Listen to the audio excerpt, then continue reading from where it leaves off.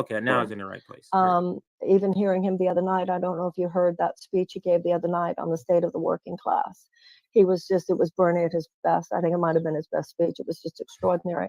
So he's laid out the blueprint. I'm going to say how good his tweets are soon. I think that what we need to do is follow not only how long did you break? He gave us a great platitude-written speech. Yeah, he gave a good speech, man. I'll give you that. He gave a good speech. What the fuck that matter? But go ahead. And another thing, I wonder how many. I mean, anyway, her assessment and the adjective she uses to describe the speech for the working class, like it was a great one for the working class. It feels so disconnected from her really actually knowing what the working class needs and wants. For me, plans, his ideas, his articulation, but also his character. Let's listen to this. If Bernie Sanders can get up every morning and get back in there, then the rest of us should be able to get up every morning and not just whine and get back in there. If he can get back in there every day, to me, get back in there and do what? Move people to the Democratic Party? Go out campaigning more than freaking the president to get young people to come out and lie about the freaking student debt forgiveness? Like, what does she mean by get back in there? It's really weird though to me that. Joke, yeah, go ahead. Bernie Sanders ran 2 campaigns. He lost to Joe Biden, and unlike what most people would have done, who would have given up, who would have stayed on their couch depressed, Bernie Sanders got right back in the game. Right after the loss of Super Tuesday, got right back in the game and endured Joe Biden. Then after that, he funded Nazis in Ukraine, gave them weapons. After that first package, Nick, he got right back in the game and sent them another package. Got right back in the game. Immediately started supporting the war machine. Didn't take a moment off. You think he take days off? You think the Ukrainians gonna need days off? Why you got Greasy out here defending Joe Biden, son? You think that's easy? You think that's easy? But she might as well be saying this. Like what she's saying. The reason why I'm joking like this is she might as well be saying this shit that I'm saying. Like. What she's saying is so rich, it's so filled with political fan fiction. It might as well be a bit. You might as well say Bernie Sanders took off his suit and he had a Superman cape on, and then he forced Joe Biden to sign Medicare for All. Hell, you already halfway in political fan fiction. You might as well go all in. Go all the way in. Anyway, go ahead, continue. That's what it makes him the great. Welcome to another episode of the Nick and CJ show. I could have kept letting that go, but I'm like, let's stop it here. I'm one of your hosts. I'm CJ. What's up, Nick?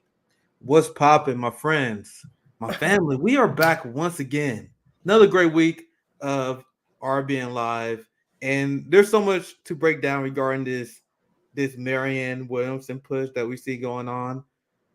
It's like people are stuck in 2015. Now, we just see Cop City. You did a great segment on this. Mm-hmm. Savvy was doing a great job breaking down Cop City, right? Another blue city. We got Democratic mayors in control of the largest cities in the country, in charge of New York, in charge of California, in charge of Atlanta, San Francisco. But you notice that these are where all the police violence is at? You got Democrats lining up to build Cop City where police can practice harassing the working class. And that's happening under Democratic Party control. And there's still people to this day that want to run in the Democratic Party, despite the Democratic Party being ranked the party of the police state. Now, if you run in the Democratic Party, is that on the table, guys? I'm talking about the police funding. Is Cop City on the table? If Marianne Williamson run for president, CJ, is there a chance that she's going to influence the Democratic Party mayors and Democratic Party regarding police funding? Is that on the table? Is Ukraine funding? Is that on the table? Listen to what about Russiagate? Is even Russiagate on the table? Because she pushes that too. Don't get let's explain to the audience how this makes no sense. It feels like RBN is the only people on the left that understand how government works. We're going to have someone who is progressive, but is weak on foreign policy, have her run as commander-in-chief when her weakness is foreign policy? Don't explain how that makes sense. Explain how we should be excited for someone who says this. Now, on the left, we are against funding Nazis in Ukraine, correct? We are against funding the war machine. We are against policies that directly lead to the increased profits of Raytheon and Boeing. Not Marianne Williamson, the left representative. This is the person, the woman, that is going to run against Joe Biden to his left, but her criticism had nothing to do with the fact that he's funding Nazis. If Marianne Williamson hits the debate stage, which I doubt, against Joe Biden, will she call out Joe Biden for being extremely radical, anti-China hawk? No one believes that. Because she's one. No one believes that. So what's the fucking point? I am issuing the challenge right now to anyone who may be offended by this video. Write me on. Explain to me the long-term strategy of having Marianne Williamson, someone who supports the Iron Dome, supports funding Nazis in Ukraine, was critical of the pullout of Afghanistan. This is the person that we, as a black and brown left movement, is supposed to accept. The white left is, the boutique left is, we get Medicare for all. Someone's going to talk about Medicare for all. That's all it takes. Someone's going to vaguely mention Medicare for all one time in a tweet. We all in. That's all it takes. This is Aaron. The trade-off. I read the tweet because Go ahead. Because I got to remember, not everyone is paying attention to the screen. This is the tweet from Marianne Williamson. And there's another one where she was like, and I can find it real quick. I just pulled this up literally in like a minute, where she was like, we need to send more to Ukraine. More weapons. And then there's this one I found real quick, suggesting we do nothing to support a country that has been ruthlessly invaded doesn't make you anti-war. This is why this is Cal Kalinski's candidate. Remember Cal Kalinski's like, I'll fund a little bit of Nazis. They don't give a shit. This is literally clown shit. Clown shit that people are pushing her. But that's my rant. I'll pass it to you, CJ, because I know I got a lot to say about this. And I'm gonna react a lot more. Yeah, and I think because you said it feels like RBN is the only one that's kind of screaming this about Marianne Williamson, and to me, what it's showing is the PMC class saying, "Ho ho ho ho ho ho ho ho." So this teaming up is, or this not listening to the working class about a candidate. Or not caring what this candidate believes. Like for example, she's bad on foreign policy. So what's going to happen to the Palestinians? So what is supposed to happen, Nick? You know how we call out the NATO left? What's going to happen when Marianne Williamson is now representing the so-called challenge? Who's for all of that? Are we not supposed to go after the people supporting them? Like Shahid, Buttar, we're going to find out in this video. That's like Brianna Joy Gray? Like, are we not supposed to go at them with the same fire that we currently go after the Sam Cedars and the Cenk Uygurs? Is that what's expected to happen? That's not happening. Not happening.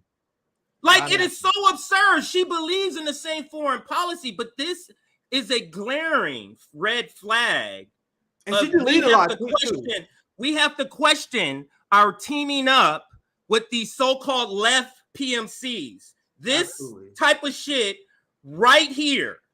It is no regard for the lowest class of people. You're just like a liberal. You're just like a liberal where you talk, yeah, I'm for Palestinians, but you want a candidate, don't give a fuck about them. I don't give a fuck. What sense does this make? Where we're picking candidates not based in ideology. Go ahead, Nick. Remember the question I asked that the deeply unserious professional managerial class would never ask? What's the end game of Marianne Williamson running? Here we go. So are we supposed to spend another $100 million on a Democratic candidate when the end game will be Marianne Williamson saying that we must vote for Joe Biden over Ron DeSantis? Or we're going to spend $100 million just to hear a rich white person tell us to vote Democrat at the end? Is that really what we should be invested in? Notice, send RBN $100 million and you see how your life will change. Right. I guarantee you we will invest that in material needs. They saw in between 16 and 20, and I'm speaking out of experience because once again, it's not people like Marianne in the professional managerial class who have boots on the ground that spend their labor hours like I did. Even though I'm not doing it now, this will be labor hours that will be spent on the Marianne Williamson campaign. So if you're pushing Marianne Williamson, my question to you is: are you telling people to donate to her? Are you telling people to donate to Marianne Williamson instead of mutual aid, instead of third parties? Is that your message as a representative of the left that we throw another $200 million down the drain in the time where 40% of Americans are going without health care because they can't afford it? But we're supposed to invest money. We're supposed to that single mom with 2 kids working paycheck to paycheck. Bernie and Marianne Williamson gonna ask for that $27. They asked for that $5. Now, this is the concept the professional managerial class will never understand. The left has finite resources. CJ, I know I explained this before. The left has a finite amount of resources. We don't know what that is. Let's say that's X. There's going to be X amount of money that the working class will spend in the year 2023 and 2024 on advancing the working class issues. So are we really going to divert not only the labor hours of the working class and the money and resources of the working class to a project that we all know how it's going to end?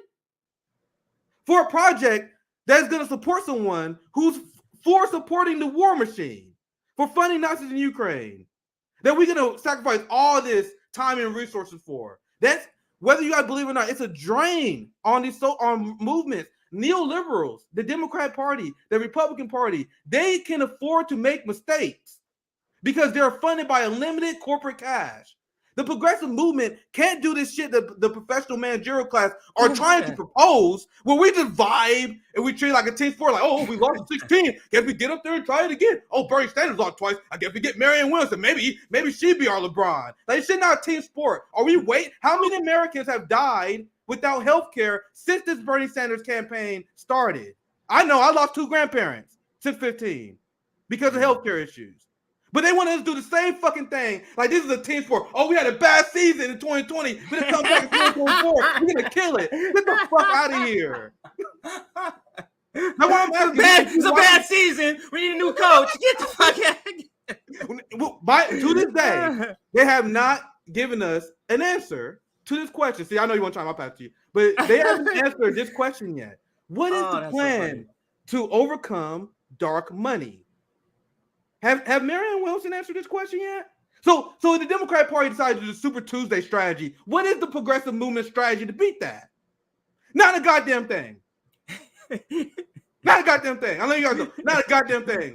They're gonna come after the election. They're like, man, I know we really work hard. I appreciate all your donations, but man, we couldn't overcome the dark money again. Isn't it a shame? And it's gonna be like at the end of Nina Turner, we gonna be all right while the working class still suffering. We're gonna be like, nigga, we didn't spend money on you, and what?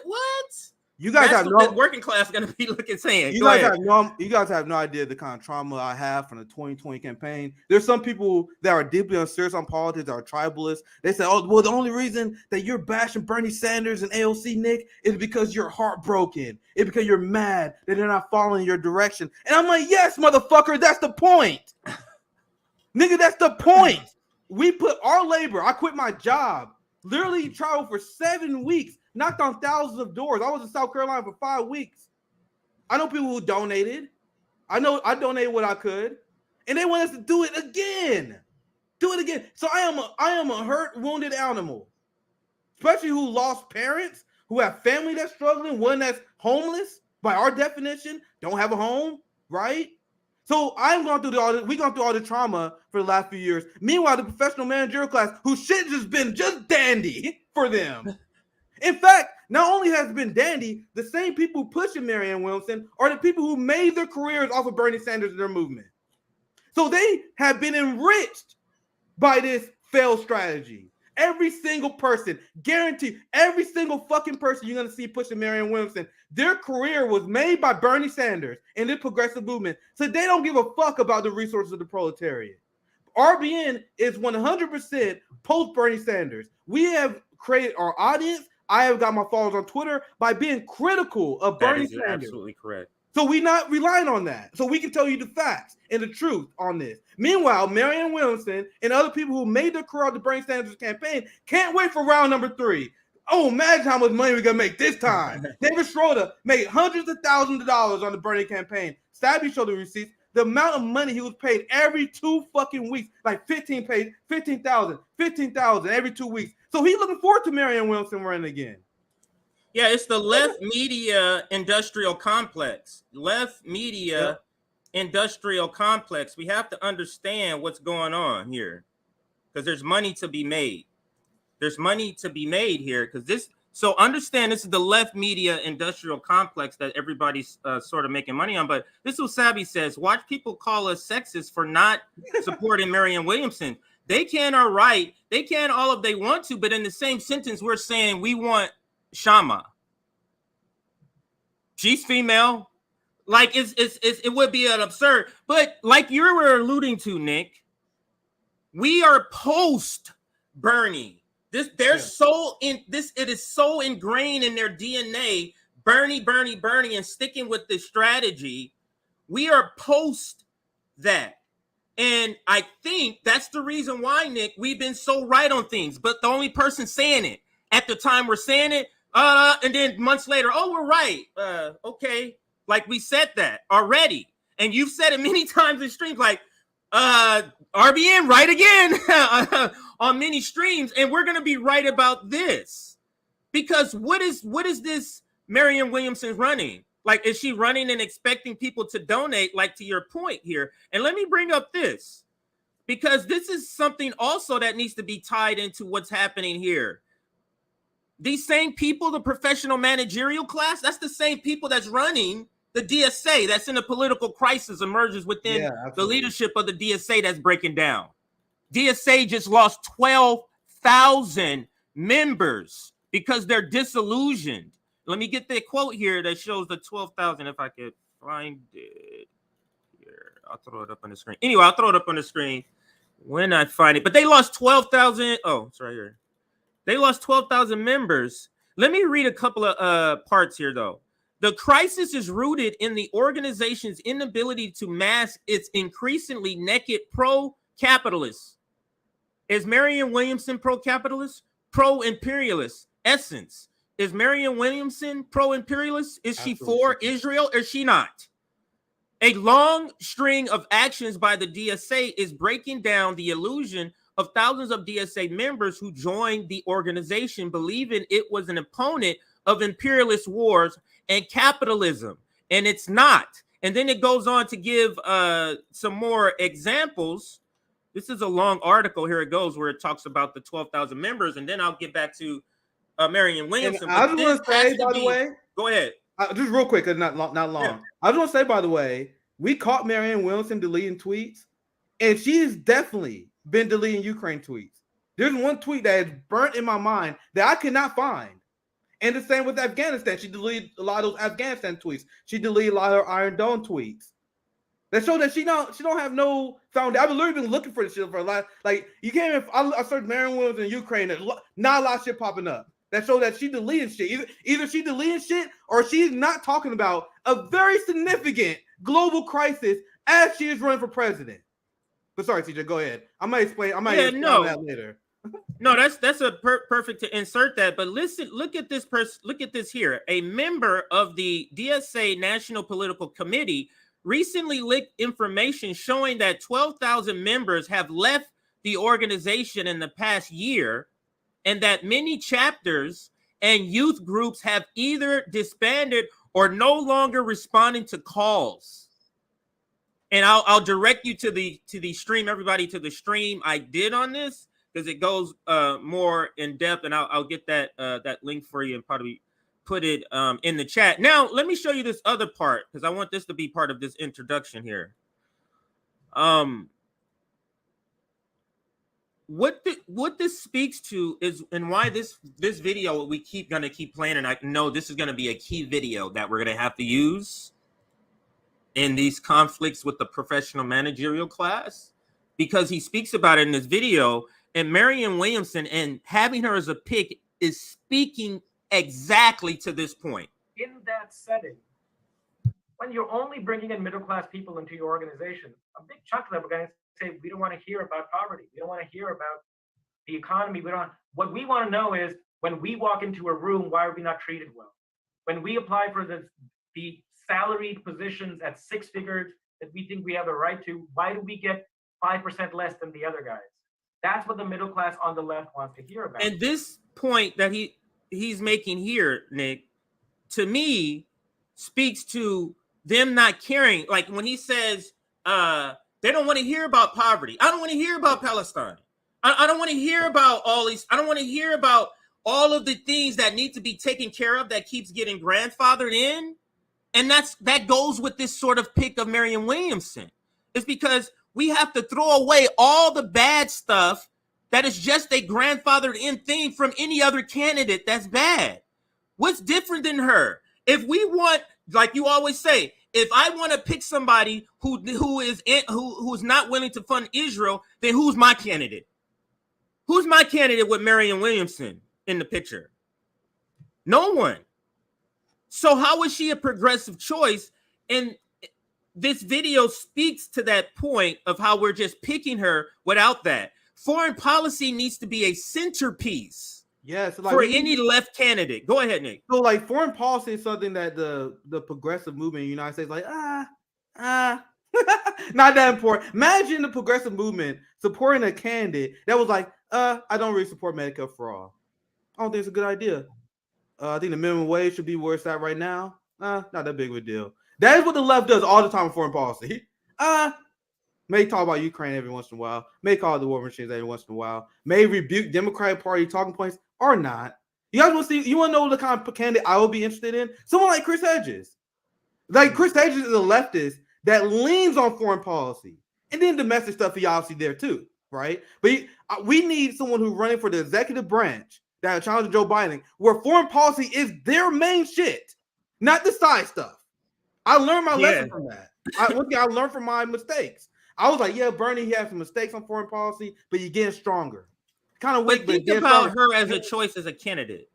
Nick, think about her as a choice as a candidate. It is literally the left capitulating to say, we're not going to fight the Democrats on the war. Yes, we're not doing that. That is literally what they're saying. They're capitulating that already, saying, look, this is the trade-off that we keep having to have with the profession. Look, in order to get in the game, I'm willing to go ahead with the narrative of Russiagate. I'm willing to go ahead with the narrative of January 6th. I'm willing to go ahead with the narrative of Israel is not an apartheid state, or at least I'm willing to fund Israel. Like these trade-offs, we are no longer willing to make. Go ahead, Nick, if you had anything. And what you just said, it's a great point that I wrote down because I want to make sure I made it.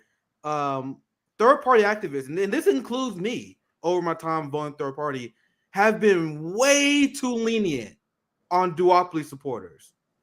Way too lenient. At what point, and RBN is going to be the first one to ask this question, at what point do we draw the line in the sand? Third-party activists for a long time. Once again, I'm saying I am guilty of this as well. We're like, yeah, I support third parties, and we have a lot of good reasons to support third parties, but we're like, if you don't support third parties, not a big deal. That's been the third-party movement for a long time. Way too lenient. At what point do we say you are selling us out by supporting the two-party duopoly? I think we have passed that point. That's why RBN is calling these people out. That's why RBN has proudly and loudly come out as the, remember CJ, post-duopoly left. We are the post-duopoly left. This shit where we like, yeah, you can vote Democrat if you want. No, by doing that, I gave this a lot of thought. Guys. Whenever someone says that, so think about all the issues that cannot be solved within the Democratic Party. All it poverty, policing, the war machine, funding of Ukraine. So when someone decides to not support the third party movement, what they're saying is, hey, CJ, all these people, all these issues that you find important that are not going to be solved by the Democratic Party, you are on your own. Right. This is how I see it now. The police state, the Democratic Party is building that you want to fight, you want to make a third party to fight against. The literally insane Zionists within the Democratic Party, the Nazi supporting funding Democrats, they don't want to go to war with China. They like resisting those people, you're on your own. That's why I'm here now, legitimately. So when they push Marianne Williamson and they want to divert our resources that should be going to third parties, I now see that as a fuck you to our movement.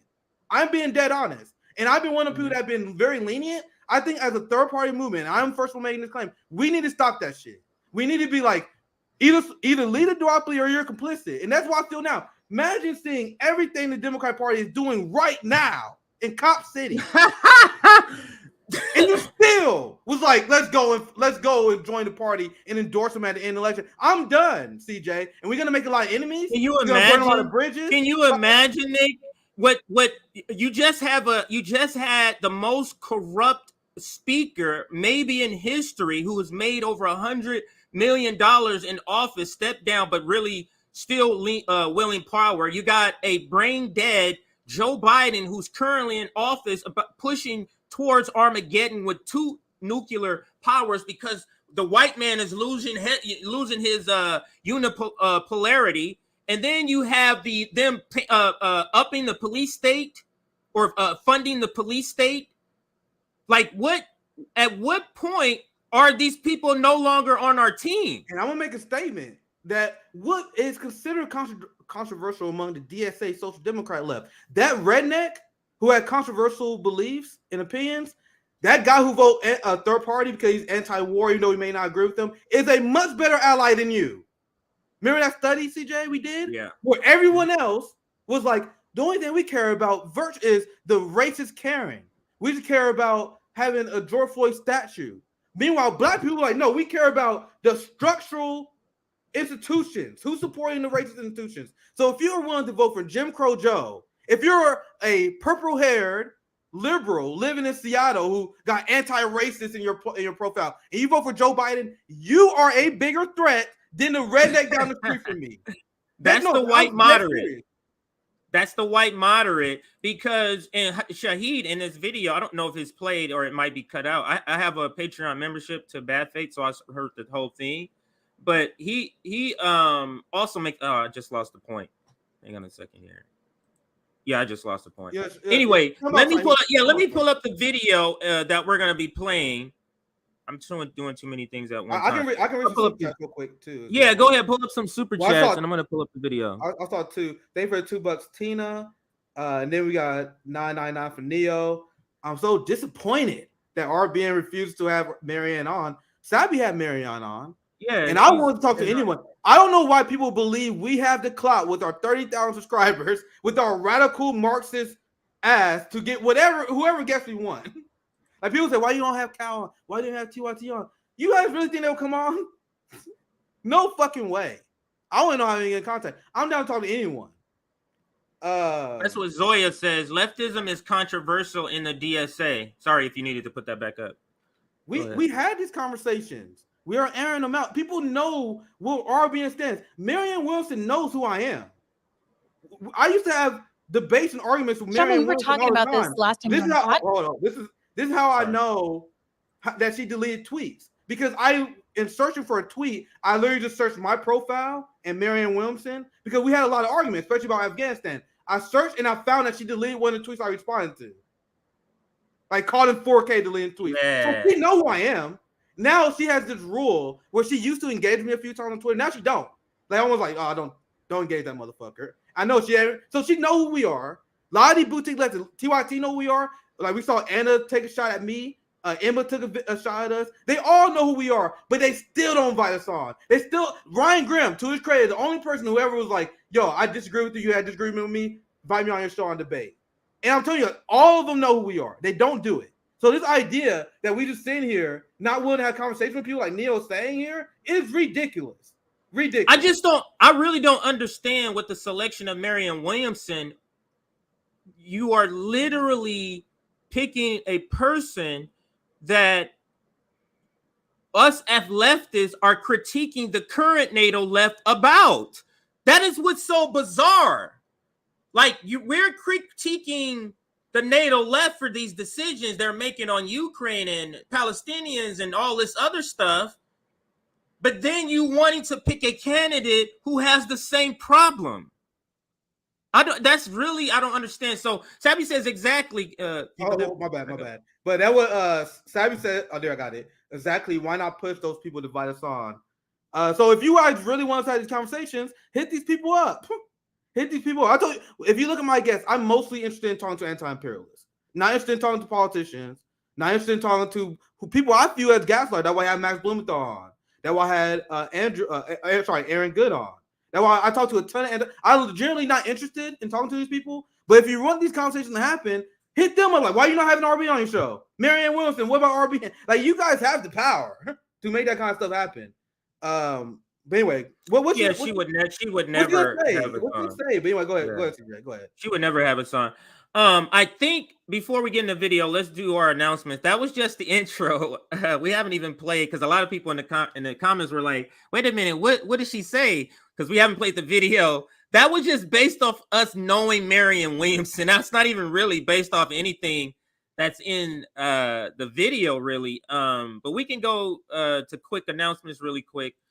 We're at 378 people watching right now. So let's push for 350 likes. If everybody watching right now can hit that like button, we can quickly get to 350. We're at 175 right now. So what is that? 175 or so. So 175 more of you hit that like button.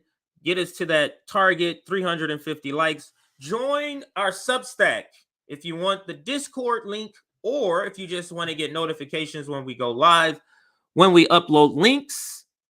When we premiere clips is a better way of saying it. When we premiere clips, join our Substack so you get notifications of all of that, and you also get the Discord link.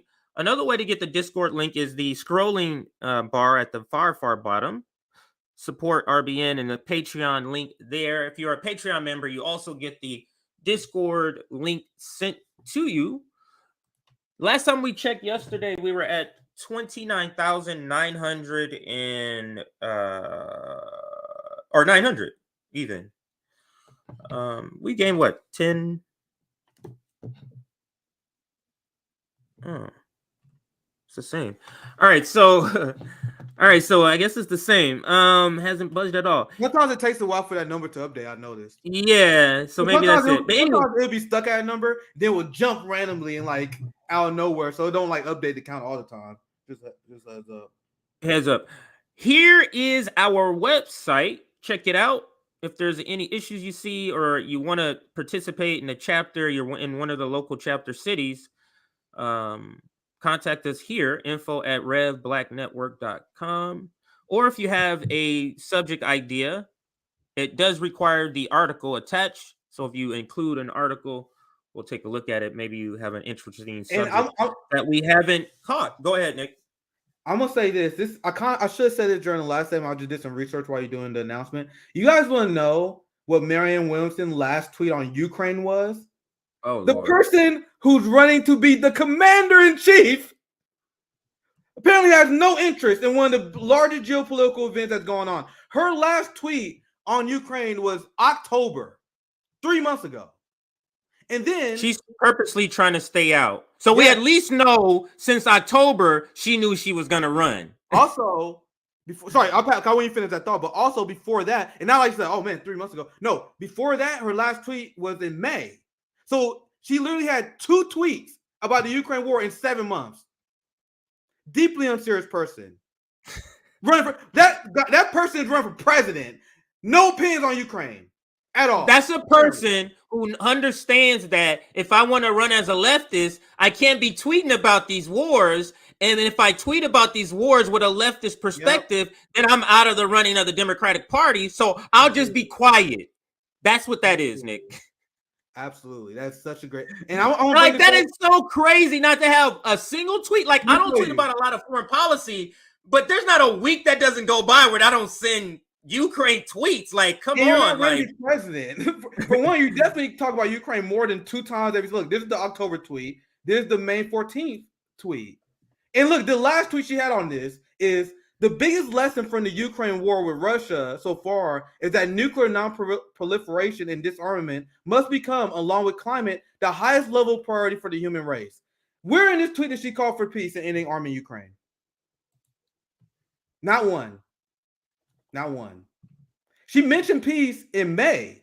Last time she ever bring it up. Constantly allocating more money for Boeing, Northrop, Grumman, and Raytheon. May or may not. We covered this tweet before.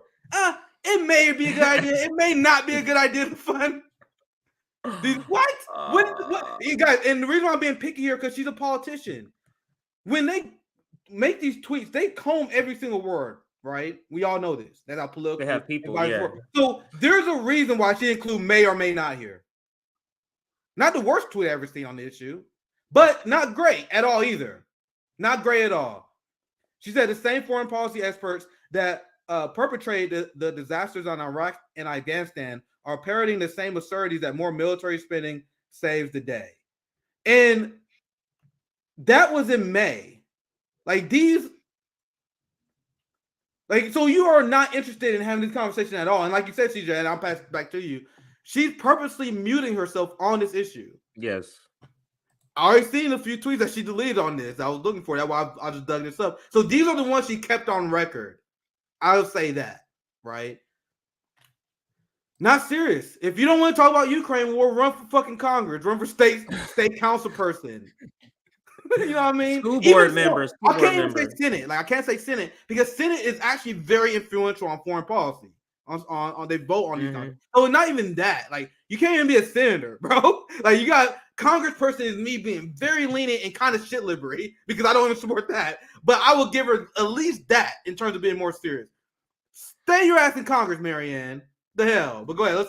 I'll pull back your video because I think PMC is professional managerial class. PMC is professional. I'll put that up. Professional and managerial class. All right. So gotta always remember. Not everybody knows what that is. Williamson was both siding while Israel was bombing the F out of Gaza in May 2021. Yeah, that's I remember that, man. I remember that. That's why I was trying to tell Bree. People remember, when someone exposes themselves that much, people don't forget. You can delete all the tweets you want, but she went on these unhinged tirades talking about, Israel has the right to defend themselves regarding the Iron Dome. And then she's talking about, we can't abandon the Afghan women. These are things you can delete all the tweets you want. If I catch you doing that and you're a recognizable public figure, I won't forget. You gotta know how good my memory is. So she's not gonna gaslight us with that shit. And you guys see some people in the comments saw it too. If I look this shit up, I promise you I won't find it because I'll be looking, especially since I've been like, what the fuck are these tweets, bro? Then I saw some people send me receipts. I saw the receipt myself. If someone is hiding from their past like this, you can admit you were wrong, but we cannot trust you to be the fucking commander in chief. What are you hiding for? And also, why are you afraid to talk about this issue? Once again, 2 tweets in 7 months is insane. But go ahead, CJ. I literally think, Nick, it's either two things. She really doesn't know that much about it, or this is the more likely thing. It is not a left perspective, so she can't talk about that because she needs to gather the non-establishment left. The non-establishment and the left, that is who she is sent out to go get them and bring them back. Bernie did it before 2 times in a row. She's the one that's going to be doing that this time because, like you said, what's her end game? Are you going to run Green Party talking about? And then I can't believe in the interview, Bree, I think she alludes to, or she at least specifically says that Marianne Williamson says she's going to do the dirty break. That is absolutely not what she said at all. But let's get into the interview. We'll get to that part. I haven't seen this yet. So this should be something. I ain't seen it yet. Yeah. Okay, so let me give the names. Kshama Sawant, Shahid, Buttar, Imani. I don't know her. Imani, is it? I don't see the full. You know her last name? I don't see the full thing. Yeah, I'm not. Never mind.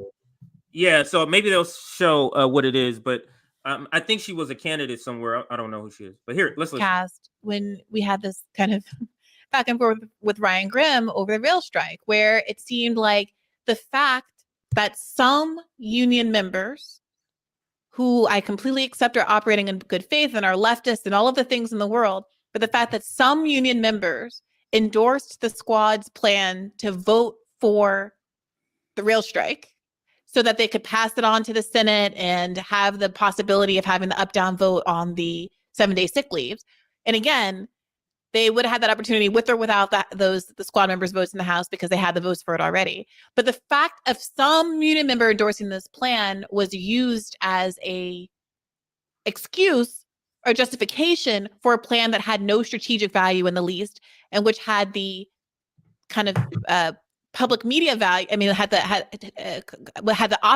lot of optical flaws. Had put the squad members on the side against labor and stripped them of an opportunity to really vocally speak against Joe Biden, who had the power not to endorse this settlement, which was rejected by the union as a whole, which is why we were in this situation in the first place. And it does seem to me that whether it's union leadership or some cohort of a union or some cohort of somebody who's supposed to be the good guy and have value, these leftist orgs that are co-opted that Amani is bringing up, the fact of their existence, again, is being used to justify this entire project, which is anti-worker and anti-left.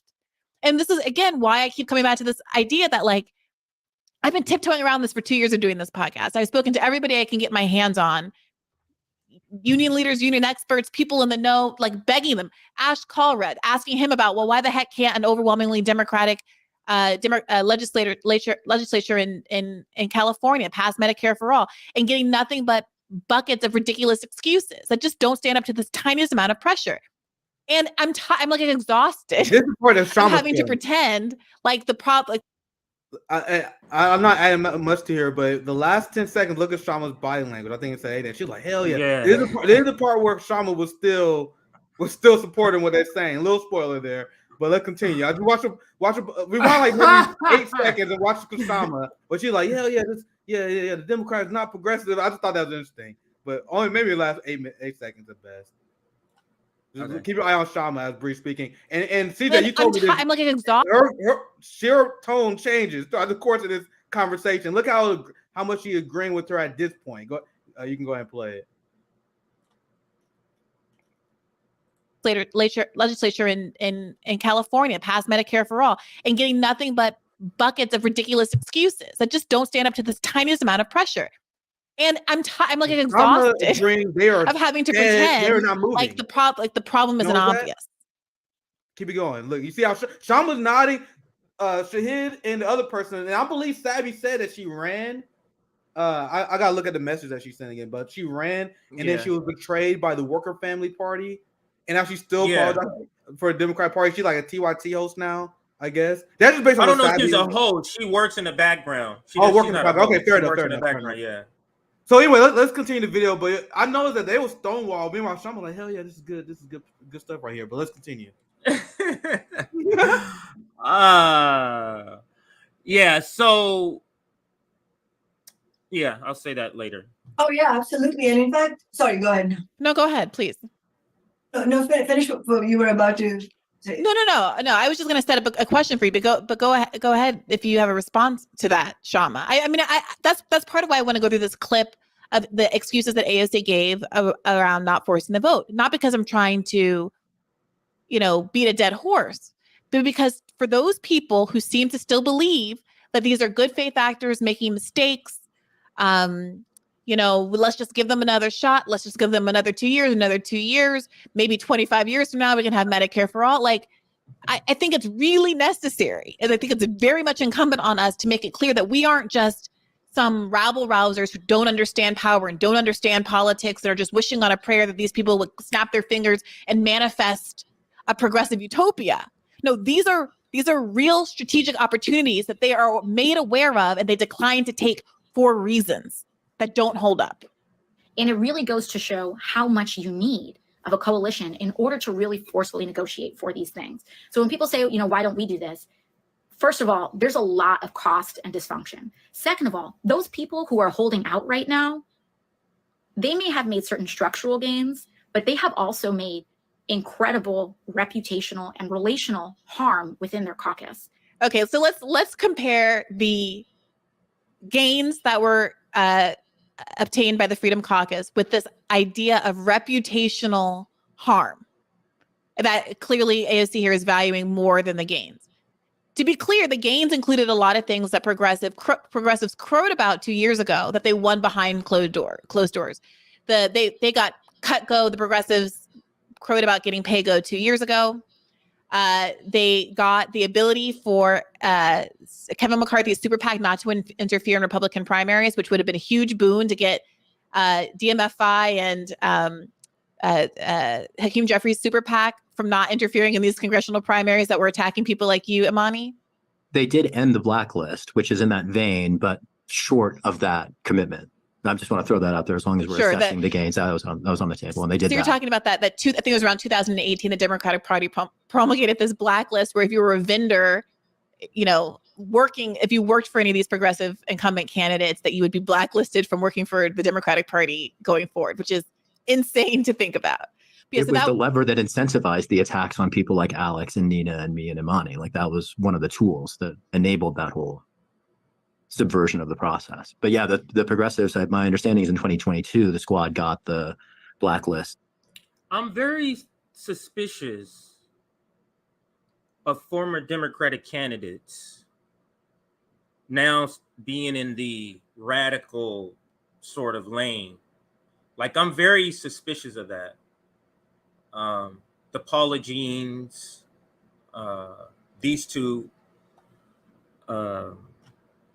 just especially recently, it's not like you didn't run as a Democrat like 5 years ago. Like, just very suspicious of this. And I'll continue to play. Yeah, just adding that. Ended, which is at least a significant victory. I don't want to skip over it. I think that's a completely fair point. The question becomes, why this emphasis on doing the negotiations behind closed door? Whatever they could get behind closed doors, I think it's fair to say you could have gotten more if you had been willing to take the fight public and be willing to make the kinds of threats that the Freedom Caucus made. There's no question. Contrast AOC at two different points. She comes into Congress, does the sit-in at Pelosi's office. That makes the Green New Deal an object of household conversation across the United States. And then at the moment that you've all noted, just the force the vote moment, Pelosi's up for the speakership. AOC does not withhold support. And then what happens when the committee assignments come down? Who got the assignment to the House Energy and Commerce Committee that would have been the critical platform to develop the Green New Deal into implementing legislation? AOC didn't get that seat, even though she supported Pelosi. The person who got the seat was a right-wing Democrat who opposed Pelosi from the right, Kathleen Rice, which is to say the inside politics, deference to the establishment, inside negotiation track that the squad is pursuing, has literally put them behind the line, behind the people who have openly challenged Pelosi from the right. Within the real quick, and we get back to the video. You had AOC in that video. We did a reaction of it before when she well, I know they got stuff done. I know they got asked. I know they got policy concessions, but they harmed their relationships in Washington. Meanwhile, Marjorie Taylor Greene, these people are literally on committee seats now because of what they did. And AOC and the squad, despite being obedient, was taken off. That one example alone, ignoring literally everything else we can pull up, that alone should show their incompetence, right? Let's continue the video.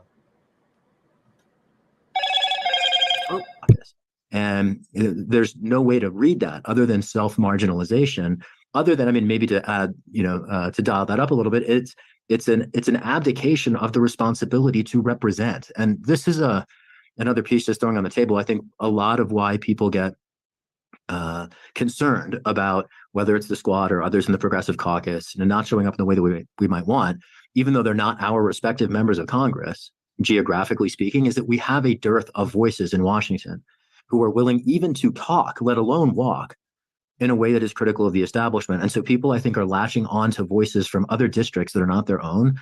What I think the productive takeaway from all this is to take these people, not the squad, I'm saying the centrists, the incumbents, to clean Congress entirely.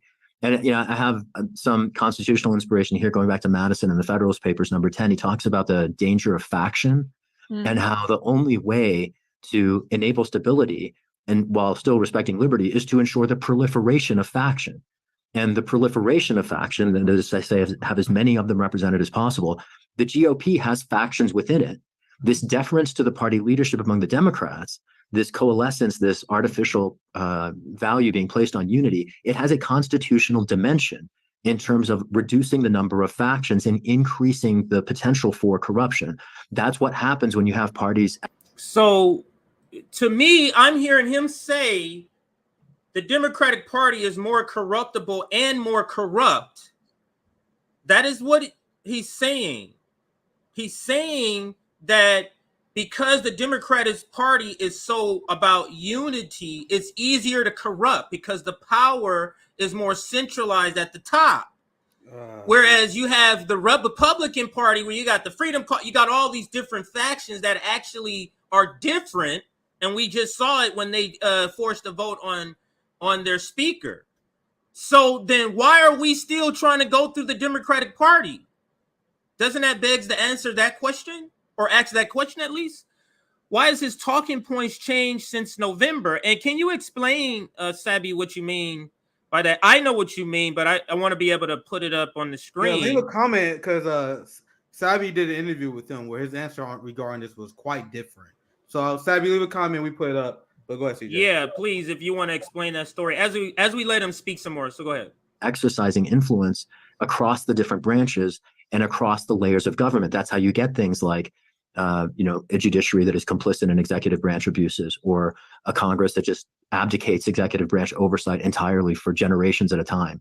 And maybe that's the last thing I'll just throw out here is I think, we have in this conversation focused entirely on Congress, but there is, a pretty big accountability moment coming up, not the election. And let me just say this, I could be wrong. Okay, let me read what Sabi said. He said on my show that it doesn't work going through the Democratic Party. Yeah, they say one thing in the radicals, and they sound different talking to, depending on what they can get away with. I know it's that as well, talking to people on RB in here. But go ahead, CJ. Yeah, let's continue. Election of a new speaker, but the election of what I was gonna say is because he's the one who brings up Marianne Williamson, and I just don't think So he brought it up on his own, right? And I just don't. It doesn't feel like to me that that's a coincidence. So yeah. So what I'm saying is, if either of them know Marianne Williamson as a friend, this to me feels like help to get her to come out and say, what they're going to say. But anyway, let's let it play more so they can actually say it and we can the next president. And I do hope that this disaffection with the Democratic Party, even the voices within it who, been less now willing Kshama to not walk liking their what she hearing now. talk. You saw how she was smiling out encouraging. of her speaking. Now she definitely like, what the fuck? She's like, yeah. She's That's very what I nice. said when I was nice. listening to when I was listening to it. That's when I was messaging everybody, and I was like, because Kshama, I keep saying that Kshama was silent the whole time about this Marianne Williamson talk. She was like, you see how she was chiming? She was chiming at the what? bit. When Bree was talking about how you can't run through the Democratic Party, she literally interrupted and she was, oh, my bad. And then Bree like, go ahead. She was ready to You go. got it. You got it already. Do your thing. Yeah, but let's continue. Moment coming up, not the election of a new speaker, but the election of the next president. And I do hope that this disaffection with the Democratic Party, even the voices within it who, been less willing to walk their talk, does encourage a voice to emerge from the left to challenge Biden, because it's not just the House Democrats, right? It's all of the Democrats in Washington. And I think this makes it all the more critically clear how much we need a primary challenger to Biden from the left. And I think Come on, Shahid. Come on. I had a lot of good conversations with Shahid. Like that's once again, this is a 180 from the Sabi interview, as Sabi pointed out in the comments here. Complete 180. Complete 180 from when I talked to him. Like this is not it. I want him to finish his thought because I have a take on people who say and believe that I know the primary not gonna. I know we may not primary Biden, but at least we will drive the narrative to the left. Ma'ams and sirs, we have done that since 2015, and the Democratic Party is as far right as they ever been. So apparently, this thing where we just drive the narrative, that's not enough. Just have some person we know gonna lose. Like, hey, we try to make it for all too, right? They want like, yeah, that's not enough. Not enough. Let's continue, CJ. I think it's critical for the sake of the debate, for the policy, and frankly, to keep a generation of Americans who've seen nothing but abdication and deference engaged in the process, so that we, what he's saying is he thinks it's important that we have a progressive Democrat catch-all for this energy that's right now talking about walking away from electoralism. And so one thing I would say, that's what he's saying here. One thing I would say that I don't necessarily agree with, but that what would be a better point, it would be a better plan to have a Democrat run against Biden if and only if they were critical of Biden's foreign policy and they were critical of Ukraine. Right. Having Marianne Williamson, even once again, I am literally going both ways. I disagree with the strategy, but if you're going to use that strategy, you better recruit Chris Hedges or someone like exactly who their number one shit is foreign policy. So I'm trying to do it both ways. I don't agree with running Democrat, but what you're saying makes way more sense if you have literally anyone other than Marianne Williamson. Marianne is not the person for the job to do what you are describing. So even if we do it both ways, where I take your strategy at face value and I'll try to help improve it, your strategy of recruiting Marianne to do what you say you want to do in terms of challenging the narrative of the Democratic Party is completely ineffective. That is completely the wrong person. Completely. But go ahead, let's continue. I want to hear the rest of his arguments so I don't straw man them. But I have an opportunity to flip some of these policies going forward. Well, Shahid, at this point, Marianne Williamson has all but said that she said, I think in a recent interview on, just doesn't feel like a coincidence. Like this setup it feels like a volleyball setup to me. But let's go. The Vanguard, that she has launched an exploratory campaign. Yeah, I'm excited about that. What do you make of that? I'm incredibly excited about it for a couple different reasons. One, among the candidates who were on the presidential debate stage in 2020, I think she differentiated herself as being among the more insightful and humane. And she, in a different way than many of us here, faced predictable smears. They dismissed her as someone who was not serious, somebody who didn't know her stuff. And she's encyclopedic about a great many things, including and well beyond politics and history. Except for foreign policy. Her insight could, frankly, do a lot towards shifting the attitudes in Washington, particularly for this reason. If you look at presidential, what are you saying right now is so crazy. Like, let's continue. Election cycles between 1992 when Bill Clinton wins the White House and 2016 when Trump wins the White House, every one of those presidential elections was won by a candidate claiming to be an outsider. Mm-hmm. The only reason Americans went for Biden in 2020, you covered it, you mentioned it before, was this coalescence by the centrists around their nominee to block the massive public uprising in favor of a leftist candidate. That plus the sort of centrist reaction to the unrestrained racist mania of a would-be autocrat in the last outsider in 2016 who won the election. All that is to say, America is over the DC political establishment. It is so thoroughly discredited. He didn't finish he didn't finish it. So he started good, where he said, well, the Democratic Party, they did this thing where Biden wouldn't have won if it went for the establishment coalescing around him, right? So I'm asking the Marianne Williamson supporter, you think the establishment is going to leave that strategy behind? It worked twice. It worked against Bernie Sanders. It worked against Nina Turner. But somehow in 2024, they're going to play nice and not do the thing that you just described as a barrier to Bernie fucking Sanders. Bernie Sanders was the most popular senator literally for the last 8 to 10 years in terms of approval rating, in terms of momentum movement building. That guy couldn't do it, but somehow Marianne Williamson will. How does that make sense? I don't know. This bad faith episodes feels out of place compared to the bad faith episodes that has been coming out. Where people are like, yeah, Bree's getting a little more radical. This feels like a backslide to me. This episode, because there's two people who's claiming that, and she's co-signing. So you really, if you look at this framing, there's really three people pushing Marianne Williamson's or the ideology of going through the Democratic Party, and then there's one not. Yeah, we didn't even hear from the Democrat person. Like, according to Sabi, what's her damn name again? The one on top. Imani Oakley. She ran as a Dem. She ran as a Dem, right? Then the Working Families Party, which is a Coke setup. We already explained. Well, no, not Coke. Sorry. Apologize. George Soros donate through them through a proxy. So they're pretty much Democratic Party operatives, right? So they betrayed her to support a corporate Democrat. Why? Because they're funded by Soros. That's the kind of shit they're going to do. But despite her being betrayed, she is still pushing going to the Democratic Party and Marianne Williamson. The same with Nina Turner. You notice how these people have no shame? No pride at all. Nina Turner betrayed by not only just Democrats, but the progressive Democrats, AOC in the squad, and DSA. Well, I won't say DSA, but just Democrats for sure endorsed Chantel Brown. But she still apologized for him to this day, and she still supports the strategy. You guys see how there's no attachment whatsoever to these losses? Just brush myself off. We try again. It's a team sport. I'll try again next time. I might get my dream job. Right? They have because no it's a game. It's a strategic game to them. It is not doing things to actually gain the material need because they don't need that.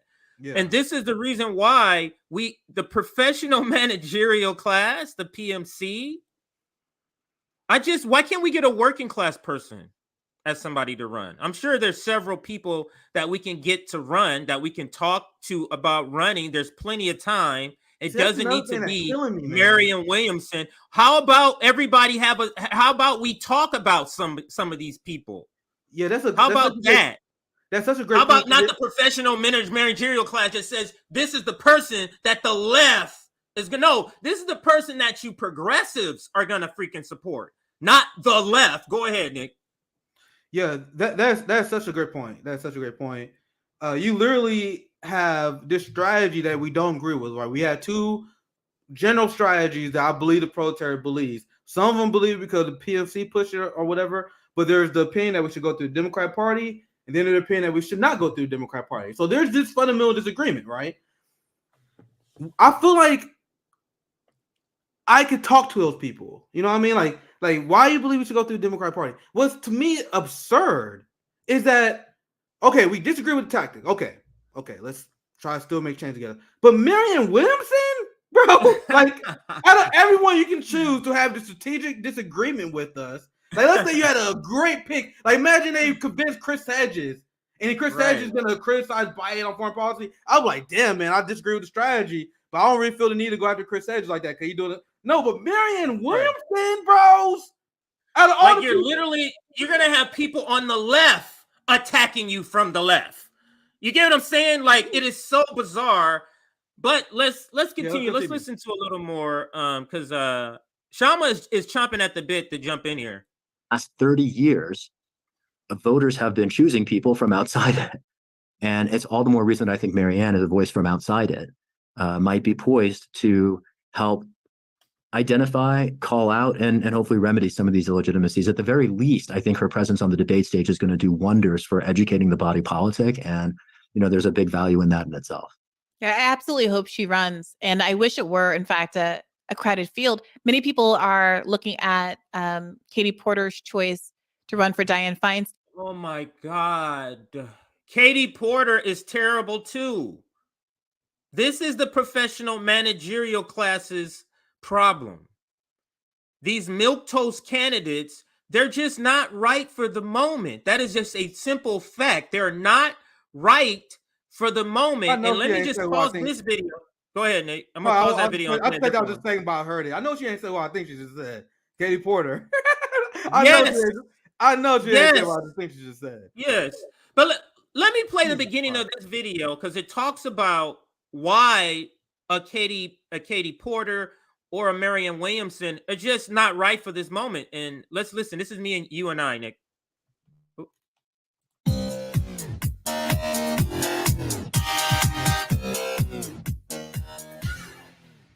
Oops. Let me fast forward through the notes here. I sent another $2.5 billion to Ukraine also. So all of this is happening. So that is the setting of when we're asking which route are we going to take. My bad, everybody. I needed to listen to see where I needed to put it. So my bad. That's what I was doing there. Let's play it. Let's go over the Marianne Williamson option. Now, we have to in framing these routes, we're going to do the Kshama route and we're going to do the Marianne Williamson route. When we get to the Kshama, not Kshama, the Kshama route, we'll go over sort of the Sabby interview with her. And now we're going to cover the Marianne Williamson route. Now, it must be stated this way. When deciding at this crossroad that the left is at, Nick, we have to ask who is right for the moment, not who is just somebody good on certain policies. Who is right for the moment? And then we have to identify what the moment is. The moment, Nick, is nuclear war, nuclear Armageddon. The moment is uptick in homelessness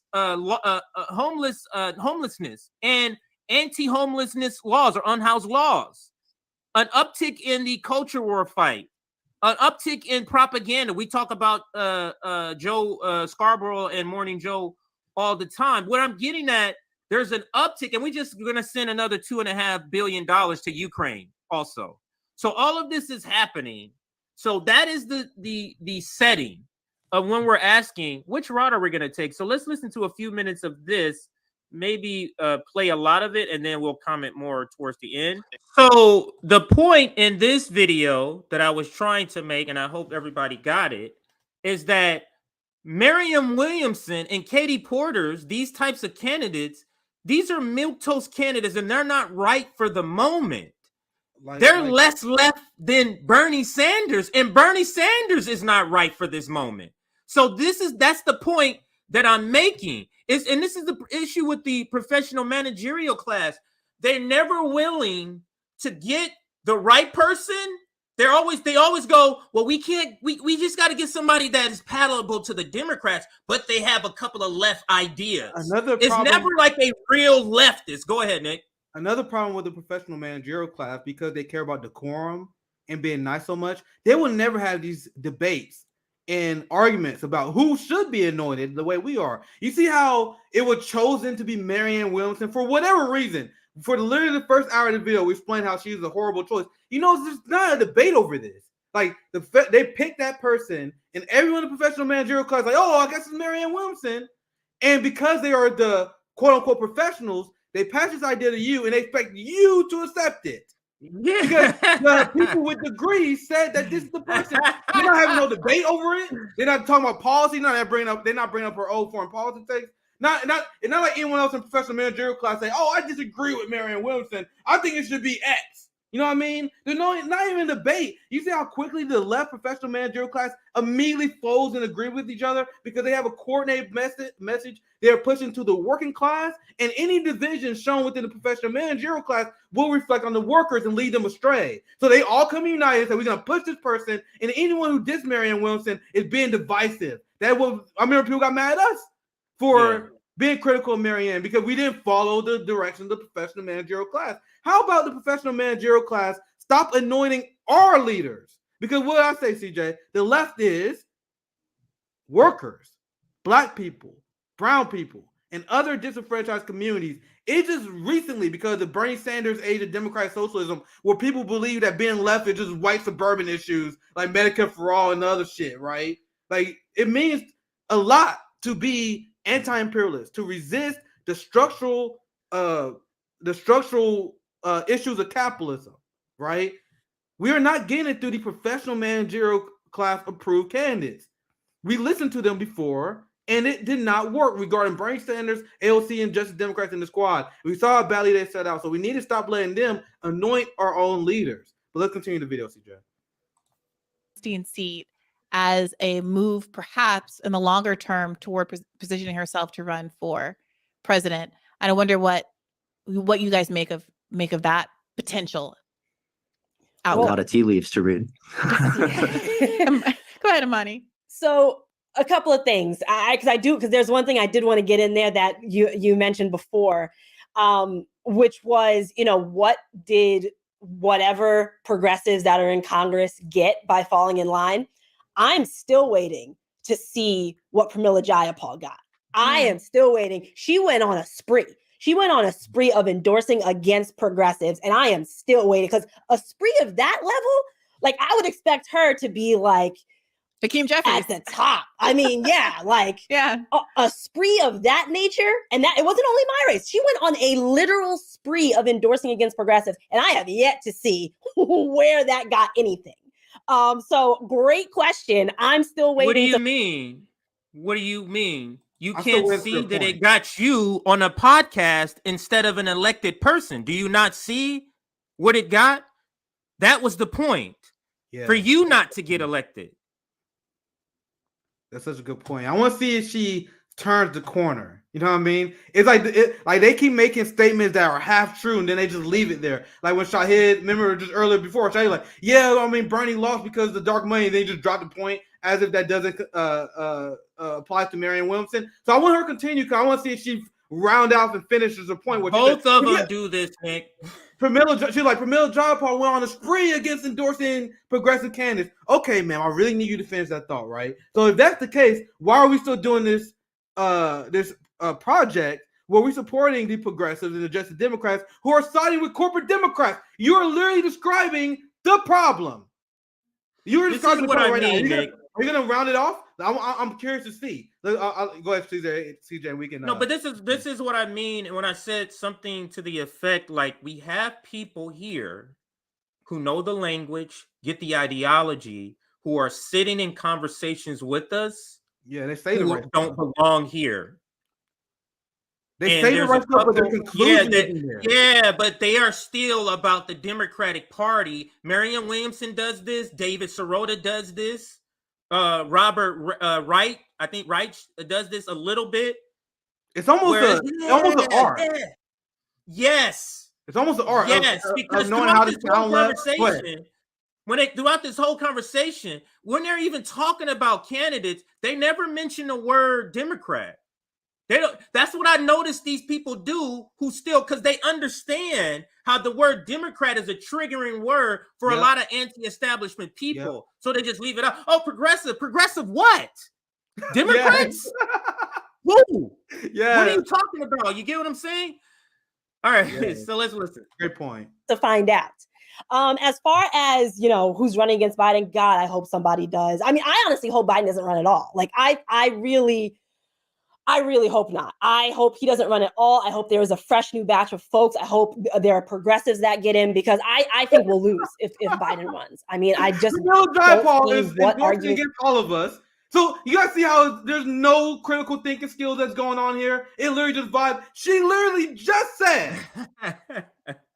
She just said that Pramila Jayapal, and that also she named her, but also applies to the entire Progressive Caucus and Justice Democrats apparatus.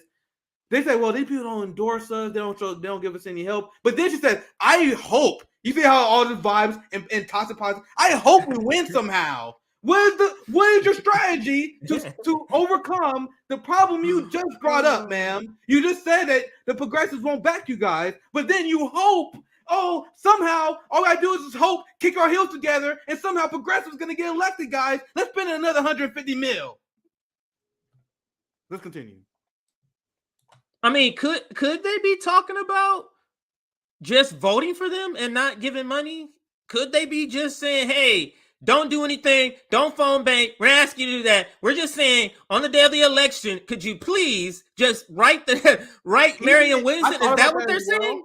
I thought about that, but even if they are saying that, you're still wasting time because you're not going to win. We live in a capitalist dictatorship where whoever raises the most money wins the election around 98% of the time. So even if you do run this campaign where you're not collecting working class people money and you're not telling people to organize for you, then you're running a waste of time anyway. So why not do that but the third party? Like if people say, oh, we can't run third party because we're not going to win. If you're going to run this thing where you say you're not going to take working class money, you're not going to win. Why not just do third party? You know what I mean? Like to me, so when I think about, I thought about that question as well. Like there's no excuse in the deal of 2023. You can make the argument, Chris Hedges does, that there never was an argument for running Democrat. But I am saying now to show a little leniency, because I'm not 100% now. So I am saying right now in 2023 there is no rationale, and I am willing to accept a debate with anybody. I'm planning 3 debates this year. I did 3 debates last year. Anyone on this panel, anyone for TYT, Sam Seder, Voss, we can do the rematch. Anyone who wants to explain to me how after seeing these failures and the objective fact that the working classes went backwards since this strategy, why should we continue it? Even if you do this thing where you're not collecting working class people money and running, you might as well run third party then because you run an election, you don't stand a chance then. There is no argument to me. And I gave this a lot of thought. I was trying to argue against myself.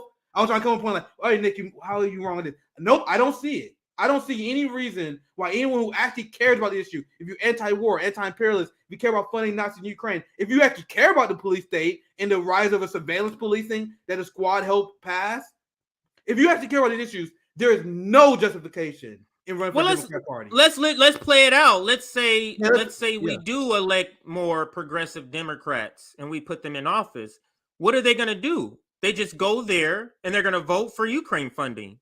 So it makes it easier. Give Democrats larger margins so they can easily vote for Ukraine funding. So they can easily send $2.5 billion to Ukraine. Why would we do that? Like, this strategy, to me, Nick, it is so baffling that you're even still doing it. But let's continue. Let's get through more of the interview. Yeah. He can make as far as what he delivered based on his promises. I think that especially for me, and I think also especially for a bunch of younger Black folks who are more and more becoming a larger part of the voting bloc, he didn't deliver on HBCU student loan forgiveness or student loan forgiveness at all. So I mean, there's a lot of stuff that he just did not do. And then on top of that, I just don't think he has the gusto. If the Republicans put up their most charismatic person, I don't see that happening. I just see Democrats being told, hey, do you want to die? Because if a Republican gets in, you'll die. And I think people are just tired of that. Like, people really don't want to just keep voting to not die. They want to vote so that they can get somebody in there. She's really good at using language, huh?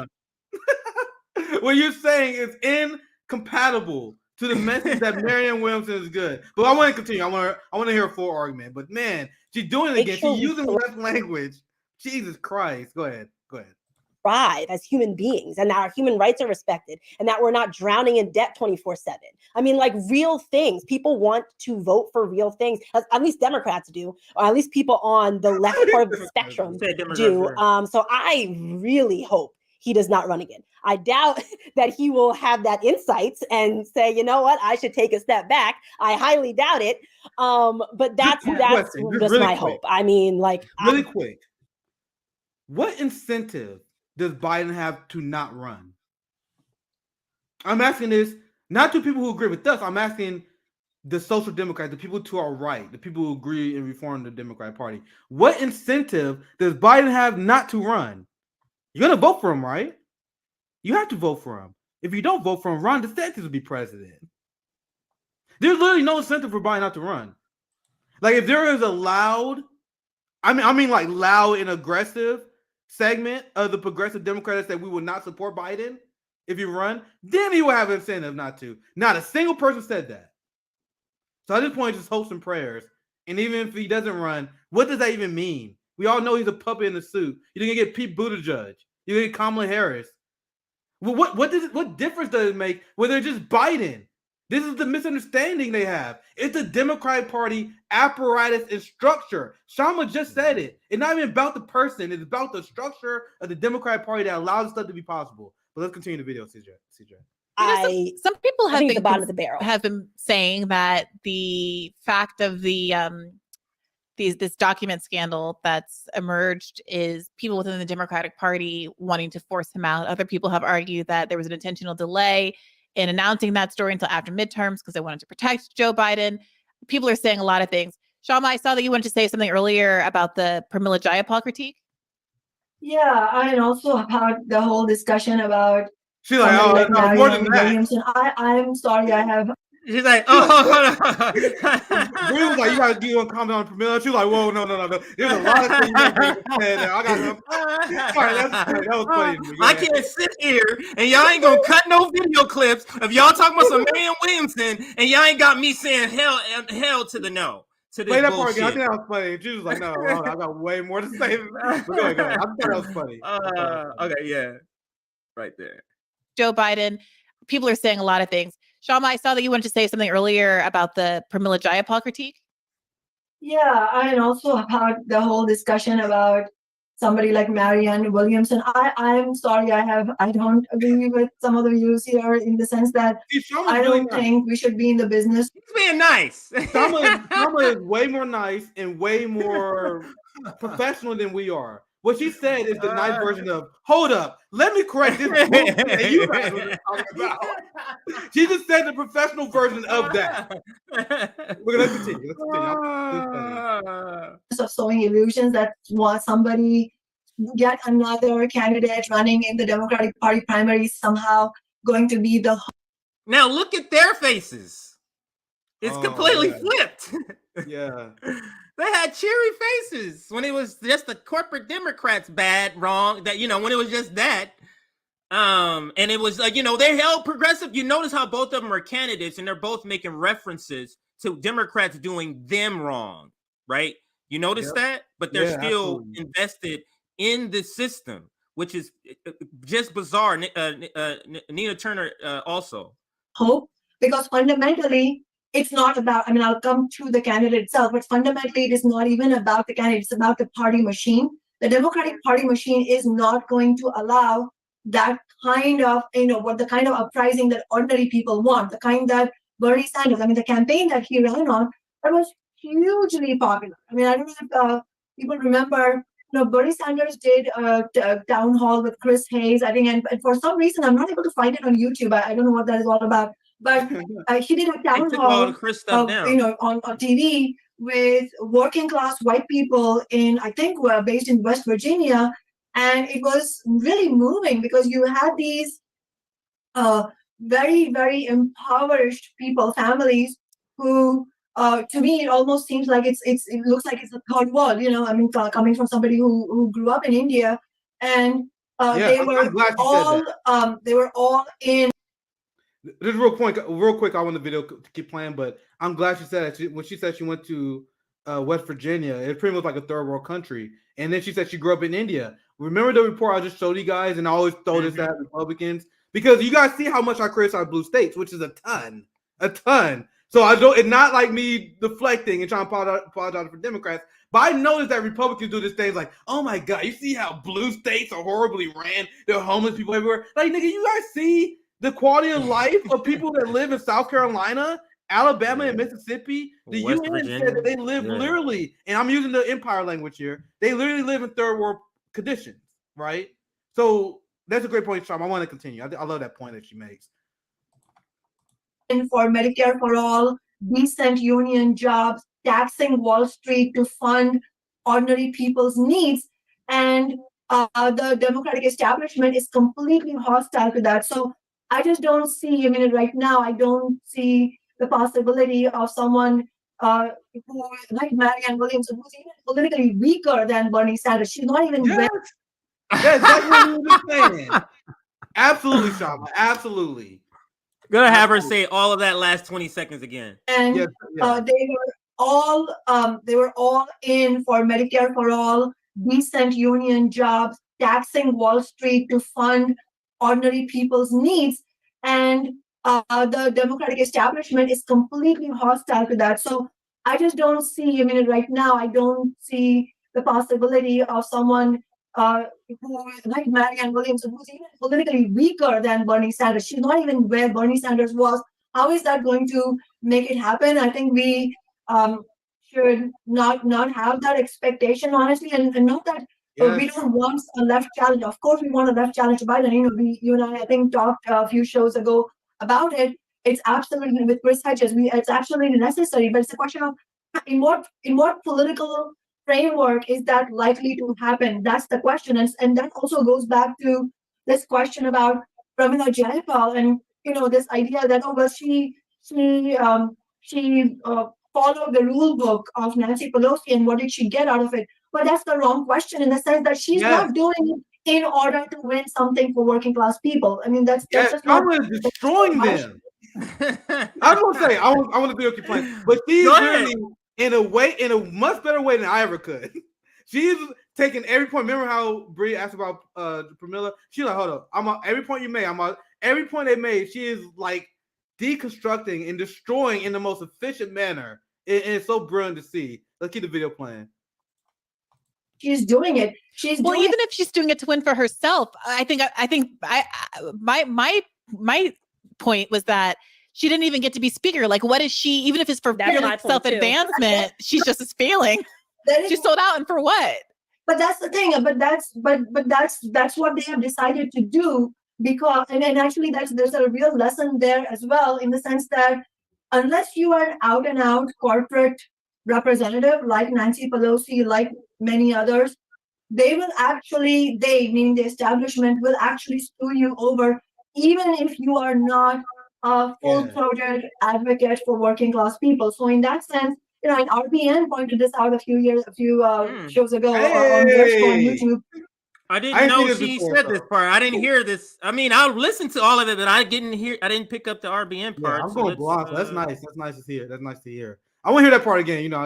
Yeah, I'm gonna rewind it a little bit. You know what I mean? Like many others, full context. They will meaning the establishment, will actually screw you over, even if you are not a full-throated advocate for working class people. So in that sense, and RBN pointed this out a few shows ago on their show on YouTube, Revolutionary Black Network, that in fact even AOC did not get the committee assignment that she's supposedly could have gotten. That is all true. It's also missing one other link though, and I think this is the fundamentally important thing that is. No, I'm sorry. I'm just talking shit now. Let's get W in the chat. But what's Buttar Kshama? Let's get W. Let's continue. I'm being goofy. I'm just being goofy. Yeah. But I think that is all true. It's also missing one other link though, and I think this is the fundamentally important thing that is not often visible from the outside, is that when you are in elected office, I mean, when you're campaigning as a workers' representative, yes, they will come hard at you. They will throw everything against you. Look at the way the Congressional Black Caucus and Progressive Caucus went against Nina Turner. I mean, they went all out against her.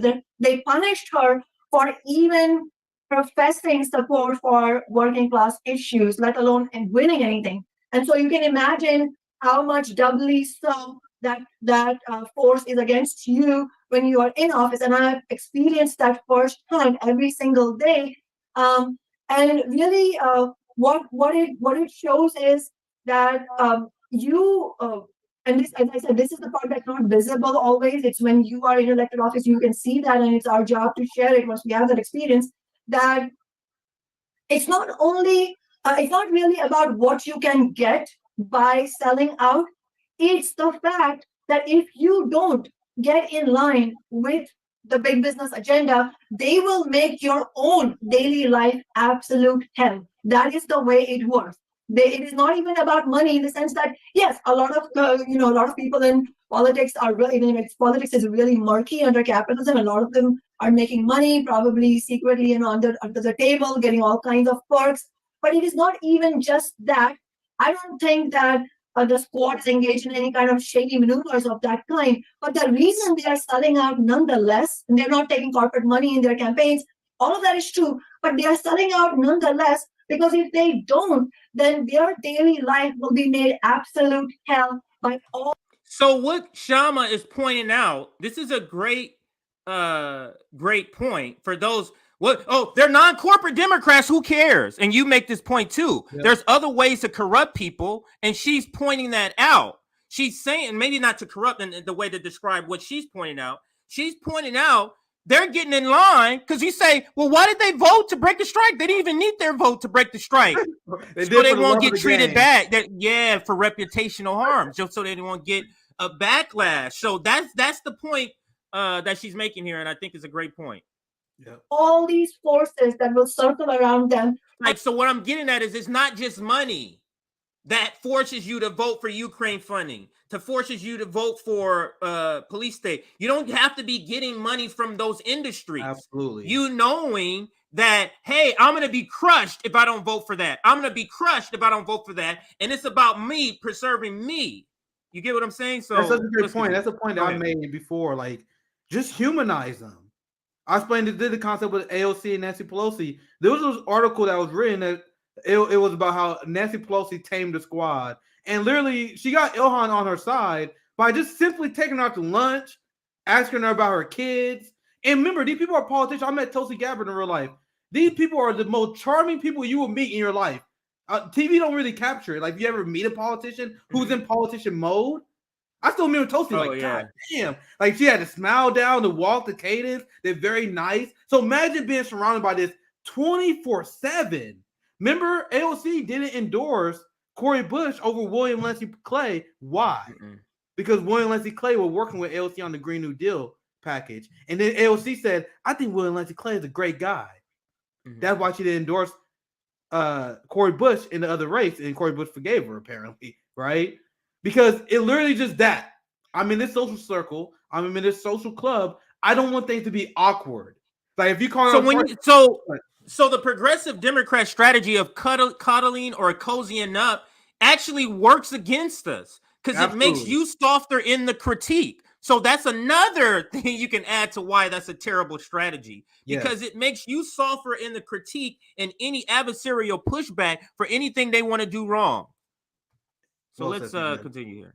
And I'm not saying this to justify what they are doing. I'm saying this to point out that because of that, there is no way you can do this work and not sell out. Like, there's no way you can not sell out and also not be marginalized unless you have your own forces on your side, which means mobilizing a wider movement. And so when we talked about force the vote, for example, it was not only about forcing the vote, even though that vote itself was important, because that is job number one as a leftist. You have to expose the establishment. But it went beyond that. What we said in Socialist Alternative was that in addition to forcing the actual vote on the floor of Congress, the squad should be calling for force the vote rallies, Medicare for all rallies across the nation. That is when you unleash the power that is latent but is not actually in the forefront to stand with you. And that is what is a...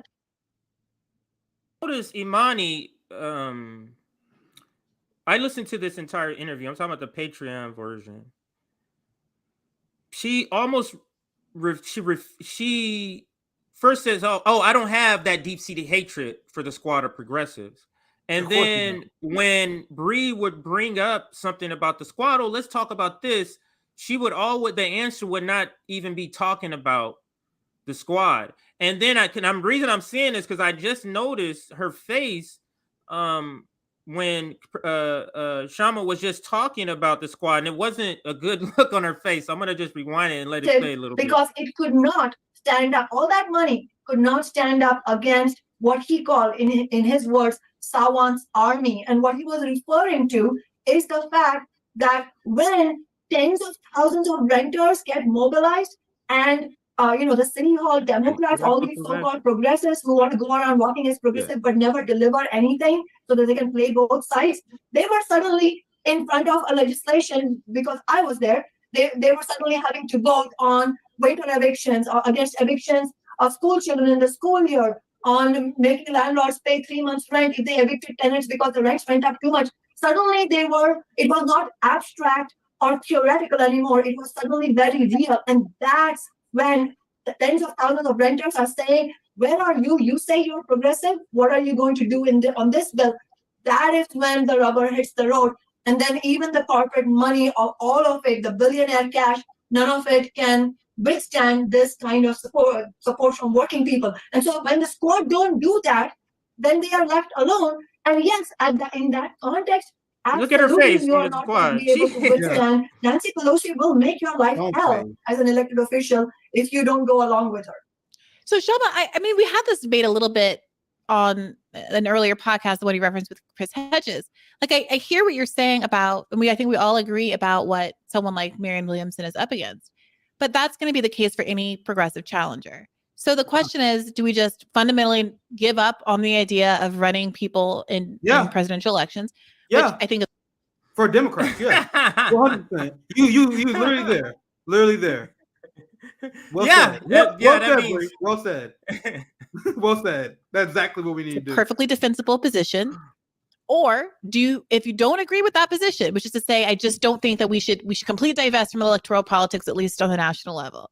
Now, if that's not your position, then the question is, you see how they're talking about it without talking about saying the word Democrat. That's what's making the understanding so weird here, because they're not saying Democrat, because when you're saying, we should run somebody progressive, because Kshama be like, you didn't mention Democrat, but you're thinking Democrat when you're answering a question, and she's not thinking Democrat when she's answering the question, because you're not saying it.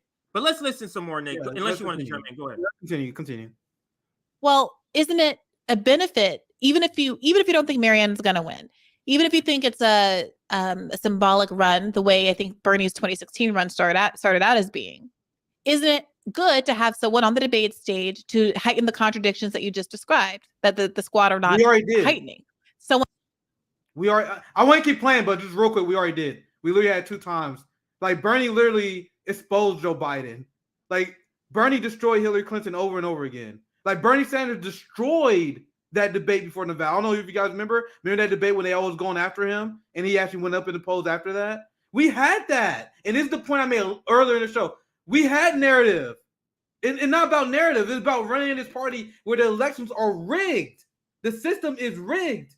The voters are progressive. They just have nowhere to vote. There's no way the candidate's going to win. But let's continue. I don't want to be long. Let's continue. This is like a Hail Mary. If you know a Hail Mary in football, they're way on one side of the field, and they need to get to the other side for the football. Last play, this few seconds, and they got to just throw it up and hope somebody catch it. Usually, it at least goes 60 or 70 yards. Marianne Williamson is a Hail Mary that goes 3 yards, and you need 70 yards. Yes. The Hail Mary is so terrible. Like, it doesn't even go in. It goes 3 yards. So that's a great point. What the point I have to make about this, Nick, is that Marianne Williamson is not enough for this moment, and the progressive managerial classes choices for a candidate is always short of what's needed. And this is short of what's needed. And the way Katie Porter, I mean, look at they like John Fetterman. So I mean, one last response to this. Hey, go ahead. One last response to this idea, because there was value, and there is value in shifting the narrative in order to help this country become more progressive. Guys, most Americans want health care. Most Americans agree with increasing the minimum wage. Most Americans want to decrease the military budget, but they're not getting it. We won the narrative battle. We are, look at how popular progressive ideas are. Even UBI is popular. That was deeply underwater. Defund the police, popular by independents and Democrats. We won the narrative battle already, so why are we doing it again? The problem is that people want these things, but the Democratic Party is not giving them them things. So we want to have another narrative battle, so we talk about things that you're not going to get through the Democratic Party, and then the party, and then that can't endorse the party, leaving people to believe that the party will achieve those things the same way Biden and Bernie did with the Progressive Task Force. So all you're doing is hurting the narrative, because now you're shifting the narrative into being, oh, these are good things, we get them through the Democratic Party, instead of saying these are good things the Democratic Party will not give you. You see the difference? So let's continue. Narrative is not enough for this moment. Narrative, Brianna, is simply not enough reason for this moment. We need more than narrative. That's why Nick is suggesting somebody like a Chris Hedges. That could be like, I know he's not going to win. They're going to let him win. But I know when he's on stage, he's going to be zeroing in on Iraq, on Yemen, on Israel, on Ukraine. You get what I'm saying? We know what he's going to be zeroing in on. Point. Yeah. With Marianne Williamson, what is she going to do? Medicare for all and $15 minimum wage, unions. We got to get corporations out of. That's all so not for this moment. That's all not enough for this moment. Like, we are living in a pandemic that's continuing. We are living in this just hiking the prices of this vaccination if you take it. If you don't take it, then you got people out in Davos wanting to make these plans for this collapsing capital. Then you got us sending billions of dollars to Ukraine. Then you got the homeless population. Then you got the police state still killing people, literally. Just killed the freaking person at Cop City, and we think Marianne Williamson is for that moment. It's like Nick. It's like going and getting a Band-Aid for a broken back. It's like, this is so not going to do anything for a broken back. I need surgery. I need to go, get put in a cast or something like that. But you just go, oh no, let me just put some tussin on it, like Chris Rock says. Let me throw this tussin on it, and that's it. Go ahead. Yeah, one more quick thing, because this is like if you wanted to run for president, the Democratic Party, just for narrative, I cannot emphasize enough my question: why Marianne then? So she's gonna go up there and talk about narratives that we already won on? Like she's gonna go 100% talk about popular ideas. If it's about shifting narrative, we need to do what Bernie did. We took ideas that are not popular and ran on them. You guys see? Right. Well, what would make this have any little bit of benefit? Even I would admit, if you had someone that was calling out Joe Biden for his stance on the Ukraine war, if you had someone calling out Joe Biden for his stance on China, because that's the narrative we need to get out. We're not winning on those. Or maybe even if we are winning in terms of perception, it's not something that people are thinking about. Like, so if they're against Ukraine, it's not in the public discourse. So the only value would be to talk about stuff that the progressives like Marianne Williamson inherently won't talk about. So that defeats the whole narrative point, right? But let's continue. Yeah, this is I'll save that. One who is on the least on the debate stage, pushing the Overton window back to the left, where it was at least at the end of the 2020 campaign. Marianne Williamson doesn't have the politics to push anything to the left. That's what you understand. Marianne Williamson is literally a hair to the left of Joe Biden. You can't push nothing to the left if you're literally a hair to the left of Joe Biden. She may believe in like reparations that he doesn't, and then that's it. Like, he talks about $15 minimum wage, even though we all know he's lying when he says it, but he says he supported. How is that different than what Marianne Williamson says? He says he supports workers. He says he supports unions. Marianne Williamson says that. He says he wants to get corruption out. What is different? We need somebody who's up there challenging the foreign policy state, because that's what's really front and center right now. And she's not the person to do that. She's not a person that will do that. Let's continue with the video. Instead of just allowing the public imagination to exist somewhere between Joe Biden and Ron DeSantis. Yeah, no, I actually, I'm absolutely not saying that elections don't matter. In fact, I think that kind of idea where it might be tempting to some people to say, well, politics is so corrupt under capitalism, I just want to dissociate from that. That is an understandable reaction, as you said. That is an understandable aspect. However, it's not helpful in the sense that if we don't have an actual challenge to the Democratic Party, then it leaves the field open for them to then play this game continually, where working people are kept in limbo, but there's no party that represents them. But then there's a whole section of working people that wants to put their faith in at least some Democrats or to some extent in the Democratic Party. So it's always in this ether of confusion that never gets resolved. So I don't think simply saying elections don't matter is a helpful position. I also don't think, and I'll come to your question about the specific candidate, but I also don't think that elections are the primary avenue for winning massive victories, and which is why we have launched Workers Strike Back. And that doesn't mean we wouldn't be supporting electoral candidates, but I think the primary focus has to be on movement building, even with the electoral. This is such a thing that the professional managerial class want nothing to do with.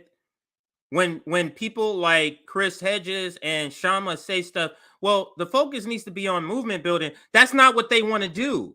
They want to, post some memes about their candidate. They want to do some phone banking, do some hashtags, and then go vote, and then that's it. They're not trying to movement build. They're not trying to make changes in that way. And Sabby says workers get sold out all the time with this particular strategy. So let's listen some more of it. That's fine, Kshama. One second. Okay. Even with the elected office that we had, our primary focus was using movements to help win victory through our office. It was never, the starting point was never our office. The starting point was, how do we build movements to then strengthen our office in order to win victories? And it would be great if there was some challenge on the left. And I totally agree with you. Bernie Sanders' campaign did do a service in the kind of campaign he ran, and I do believe he's genuine. I believe he's genuine. I have lots of disagreements with him on strategy, absolutely, and I'm not shy about expressing them. But I also think that there are genuine people like that who do sort of give exposure to the working class issues, the hunger that working people have. What I'm saying is that as leaders on the left, we also have an obligation to explain what it will take to do that. So just hypothetically speaking, if we had a candidate who ran in the Democratic primaries, who used the approach that we have used, which is a fighting strategy, bringing up demands like Bernie Sanders, but then unlike Bernie Sanders, not just falling in line to support Biden or whoever else becomes the anointed nominee, for the coronation, but instead said, this is rotten. In fact, this is the Democratic Party is not on our side. We need to fight independently, and then I'm going to run as independent in the general election. And coming out of the election, I'm going to launch this organization that can go on fighting. If we had something like that, of course, I welcome that. My position is not that we should not have that. All I'm saying is I don't see it on the horizon. So Marianne she said in this Vanguard interview that she would do a dirty break. That's a bold-faced lie. That's a bold-faced lie. She did not say that whatsoever. And I'll bring it up in just a second. To that moment, and Marianne was like, it depends on how the party treats me. If they treat me well, then I will abandon the movement and support the Democratic Party. To me, when I reacted to that moment, that was our last live stream, I literally said that was one of the worst answers she could have gave. Literally one of the worst answers she possibly gave about that. If he said, it's the Democratic Party that we know is corrupt, that we know is imperialist, that we know is capitalist, that we know is horrible on human life. If they just nice to me, then I tell you vote for them. You guys see it's about her instead of the movement? That was her answer, which I thought was atrocious. But let's continue. Yeah. She said they asked her that question specifically, and she said that when Donald Trump was asked that in the context of the 2016 Republican primary, he said, whether or not you were going to support the eventual nominee, he says, it depends on how you treat me. And left that threat looming in the air. You see how that's a Trumpian answer? Which is a move that we like, the strategy-wise, we need that. But he did he's all about me. I don't give a fuck about any ideas. That was Trump. He didn't give a fuck about ideas. He wanted to be president. So for him, it was like, it's depending on how you treat me. I don't give a fuck about taking this whole shit. Then we don't need that energy on the left. And it's about you. You do what's best for the movement, even if it means you lose your DC contact. Even if Joe Biden, Nancy Pelosi, and the election observers was kissing your ass. Even if they gave you shiny reviews in every interview, you still said, fuck you, I'm with the people. According to Marianne, she's gonna say she with the establishment as long as they not to her. They can treat us like garbage like they do. But she don't care as long as they treat her nice. That's a horrible answer. Watch the interview. She says that. Watch it. Go ahead, CJ. He was going to run independently if he was pushed out of the Republican primary. Now, obviously he won, and so we never tested that theory. But, knowing that, does that change your opinion about Marianne's run? And moreover, are you really No, not at all. Just to answer the question quickly, not at all. Saying that, but for someone willing to do a dirty break, you don't think there's any utility for the progressive movement from a messaging standpoint and having a progressive run in a Democratic primary? I think it's a question of in on balance, what gains we can get. I mean, as I said before, of course, there were gains made just in terms of building the confidence of voters with having a campaign like Bernie Sanders. But on balance, what happened? On balance, people ended up getting demoralized because there was nothing that came out of it. And as a matter of fact, a lot of young people ended up getting. Sorry. Is that a dog? I think at least she comes back. She comes back in a few minutes. But we can let them listen to what they say. Go ahead, Imani. After you, please. Oh yeah, no. I was just saying. I actually am pretty big on the idea that maybe we shouldn't run in the presidency as far as progressives. Didn't she say something completely opposite earlier? Now she said maybe we shouldn't run. Wasn't she saying Biden shouldn't run and we should get Marianne? Maybe I'm wrong. So I'll be nice here. let's just say Kshama Sawant was so persuasive that she went from saying that she hoped Joe Biden don't want to, like, shit, maybe fuck the presidency. I'll give Kshama a prop for that, or maybe she just fucking did a fraudulent slip and forgot the messaging that she's giving because Kshama was so influential. So let's continue.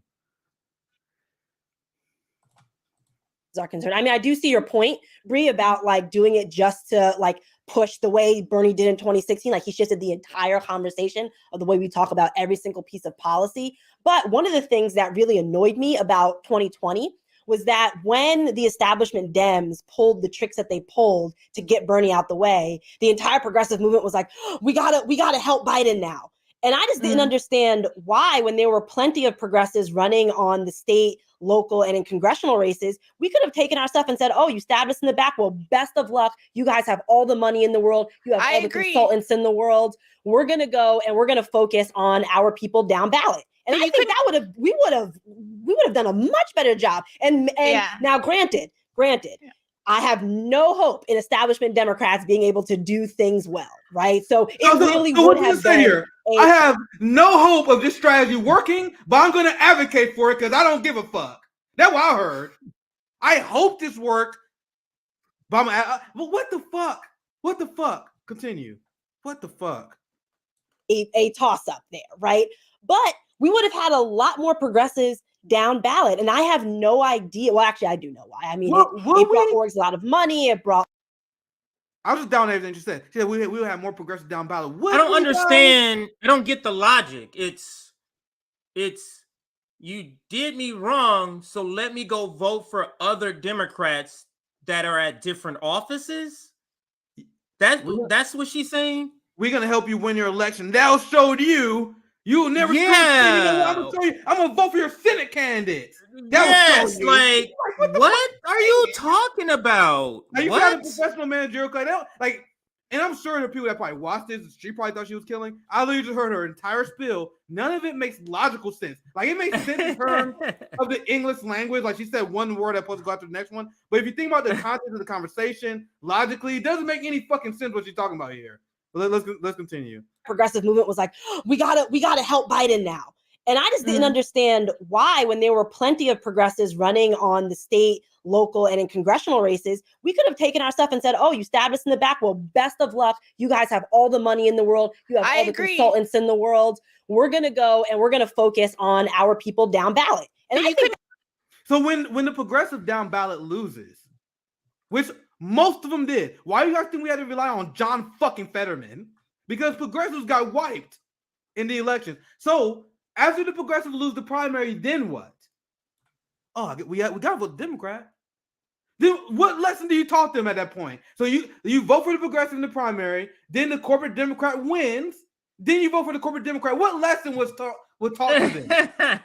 This is why what she's saying fundamentally don't make sense to me. But go ahead, CJ. What I want to do, because I do want to interject this when we cut this, so I'm going to come back to the last few minutes of that video, but I finally found the dirty break thing on this video here. So let's listen to when he asked about the dirty break. Is at the end of this video, almost the last question here. Hang on a second. Yeah, in 2016. And all those Republicans who were up on the debate. Yeah, this is it right here. So somehow Bree interpret this as her saying she will do the dirty break. For that reason, a lot of people were wondering if you would have any interest in pursuing a strategy known as a dirty break, which is if you're. And we're gonna end this on this question here. A dirty break. Let's listen to her answer. Attempt to secure the nomination is unsuccessful thanks to their efforts to rig it or to treat you unfairly. Is there any chance you would then pursue a third-party challenge after the primary ends? Continue this resistance to the corporate duopoly from outside of it. When the Republican debates were happening, I think in 2016, and all those Republicans were up on the debate stage, one of the moderators said to Donald Trump, well, if you don't win the nomination, will you still support the Republican nominee? And you might remember what his response was. It was, depends on how you treat me. Right. So now we taking advice from the fascist Donald Trump. Now we're taking election campaign advice from Donald Trump, and that is the Marianne Williamson route that we have. If we're talking about the routes we have right here at this crossroads for the left, but the fact that she was not able to just say, absolutely, I'm doing that, this I'm gonna leave it open kind of thing. No, that to me, that's my no come from. Go ahead, Nick. I hate that answer. I hate the answer. You guys want to know why? Look, depends on how they treat me. Me. It's about me. Are we building a movement, or is it about you? What do you mean? It depends how you treat you. So if they tell you, Marianne Williamson, if you drop out of the race, we will make sure you will get a high-level government position in the Pete Buttigieg administration. She's like, well, they treated me nice. I'm gonna sell out. That's a horrible answer. Who just told you? If she get a cabinet position, if they treat her right, fuck the movement. What the fuck are you talking about? And they treat you right. I was listening like, what the fuck she about to say? That is about as bad as an answer you can give. Well, how about how it depends how they treat me? It depends how you treat the movement. Are you giving into my demands? Are you giving a policy concession? Are you giving progressive people jobs in the government? She said, depending on how you treat me. Well, I did a book deal. And let me tell you to add on this. You guys don't blacklist me. To add on this, what would have been a better answer, which I still would have disagreed with, because you guys know I like to argue both ways, even in the argument I disagree with. I would disagree with her answer if she said, I won't support the Democratic Party unless they said they support Medicare for all. Unless they said they would support $15 minimum wage, because that's essentially what the Biden Progressive Task Force was. Remember the Biden Progressive Task Force, where they got all the progressive wins, including a public option that you never hear about? Just one of the things they got, right? So she didn't even say it depends if you support policy, which I would disagree with that take, but it's a better take because at least you're basing it around policy instead of ego. Because my response would be, Democrats always promise shit. We are past the point of believing promises, but at least that would be a better answer. See, there was no policy, nothing in the answer, which is why I think it was horrible. Let's continue. Let's go. But do you in the chat? You saw the video of her answer of a dirty break. Would you call that saying she's gonna do a dirty break? I would not. Referencing you. She just says, "Remember what Donald Trump says if they treat me right." Like she almost didn't even answer the question about herself. She just brings up a story, and then that's the answer. And then somehow Bree takes from that to mean she said she's gonna do a dirty break. I'm like, what? And this was our natural reaction from that. We would have done a much better job. And now, granted, I have no hope in establishment Democrats being able to do things well, right? So it really would have been a toss-up there, right? But we would have had a lot more progressives down ballot. And I have no idea. Well, actually, I do know why. I mean, it brought orgs a lot of money. It brought orgs a lot of clout. I know why they did it. But it was something I strongly disagreed with. Look, me too. Like I tweeted that I didn't endorse Joe Biden and got just demolished on the internet for it. I tweeted out a couple of mild criticism like, oh, Kamala Harris tweets that everybody should have health care. No one should die of COVID because they don't have health care. And I say, terrific. What wonderful logic. Why isn't the same true of cancer, diabetes, or any other ailment? And you had Tiffany Cross calling me a black white supremacist. And all of these MSNBC people. I missed that one. I gotta go back into the crate. Okay, she called me Tyrone Biggums. No, not Tyrone Biggums. What's the one from Chappelle's show? Who's the black Klansman member? I forget which one. That I remember the skit. The most racist from liberals. This was the Democrats.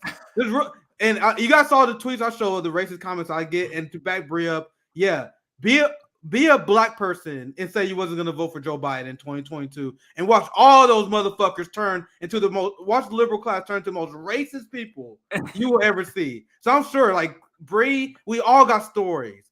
Especially if you came from the Bernie campaign, We all got stories of these white liberals calling us every name under the sun because we wouldn't vote for Jim Crow Joe. Well, let's continue. Okay, let's continue.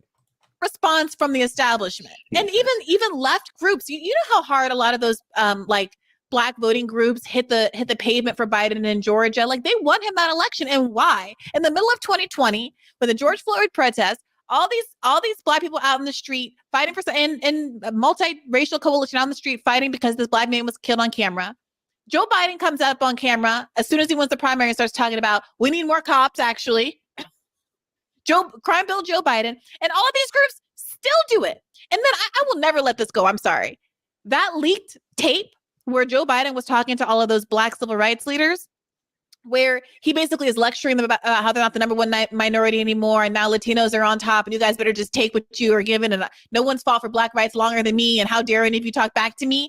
And all of them, Al Sharpton and all the other so-called heroes, the head of the NAACP, they all, Sherlyn Ifill, they all just sat there and took it.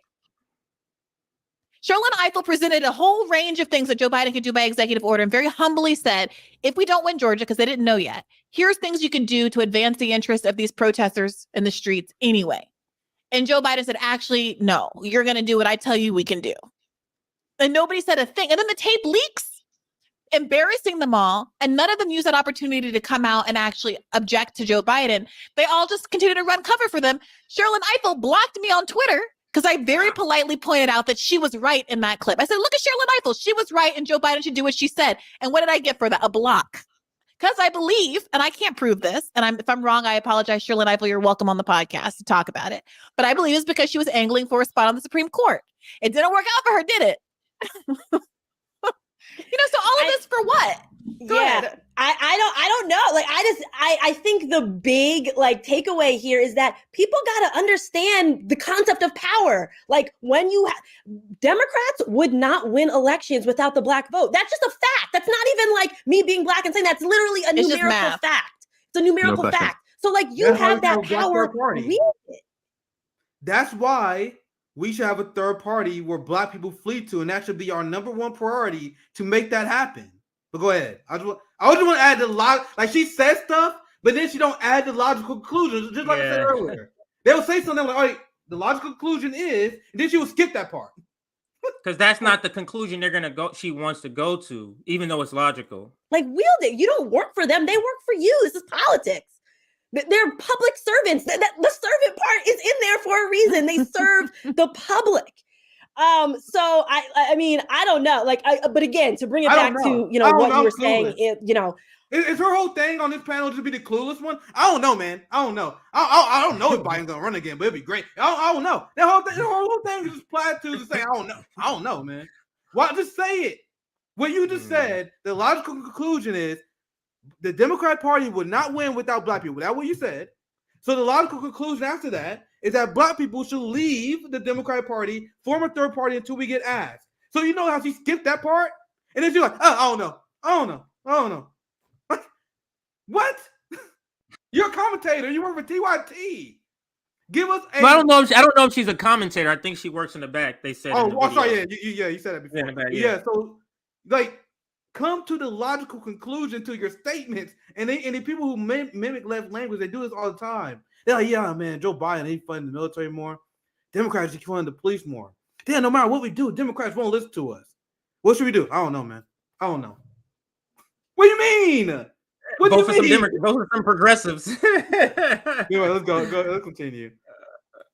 I do see the point in having somebody just be running just to kind of push things to the left. But I would not be at all opposed if the left was just like, best of luck, establishment. Do what you got to do up there and just paid attention to down ballot. It's cheaper, easier to message. I mean, it's just, it could be a better strategy.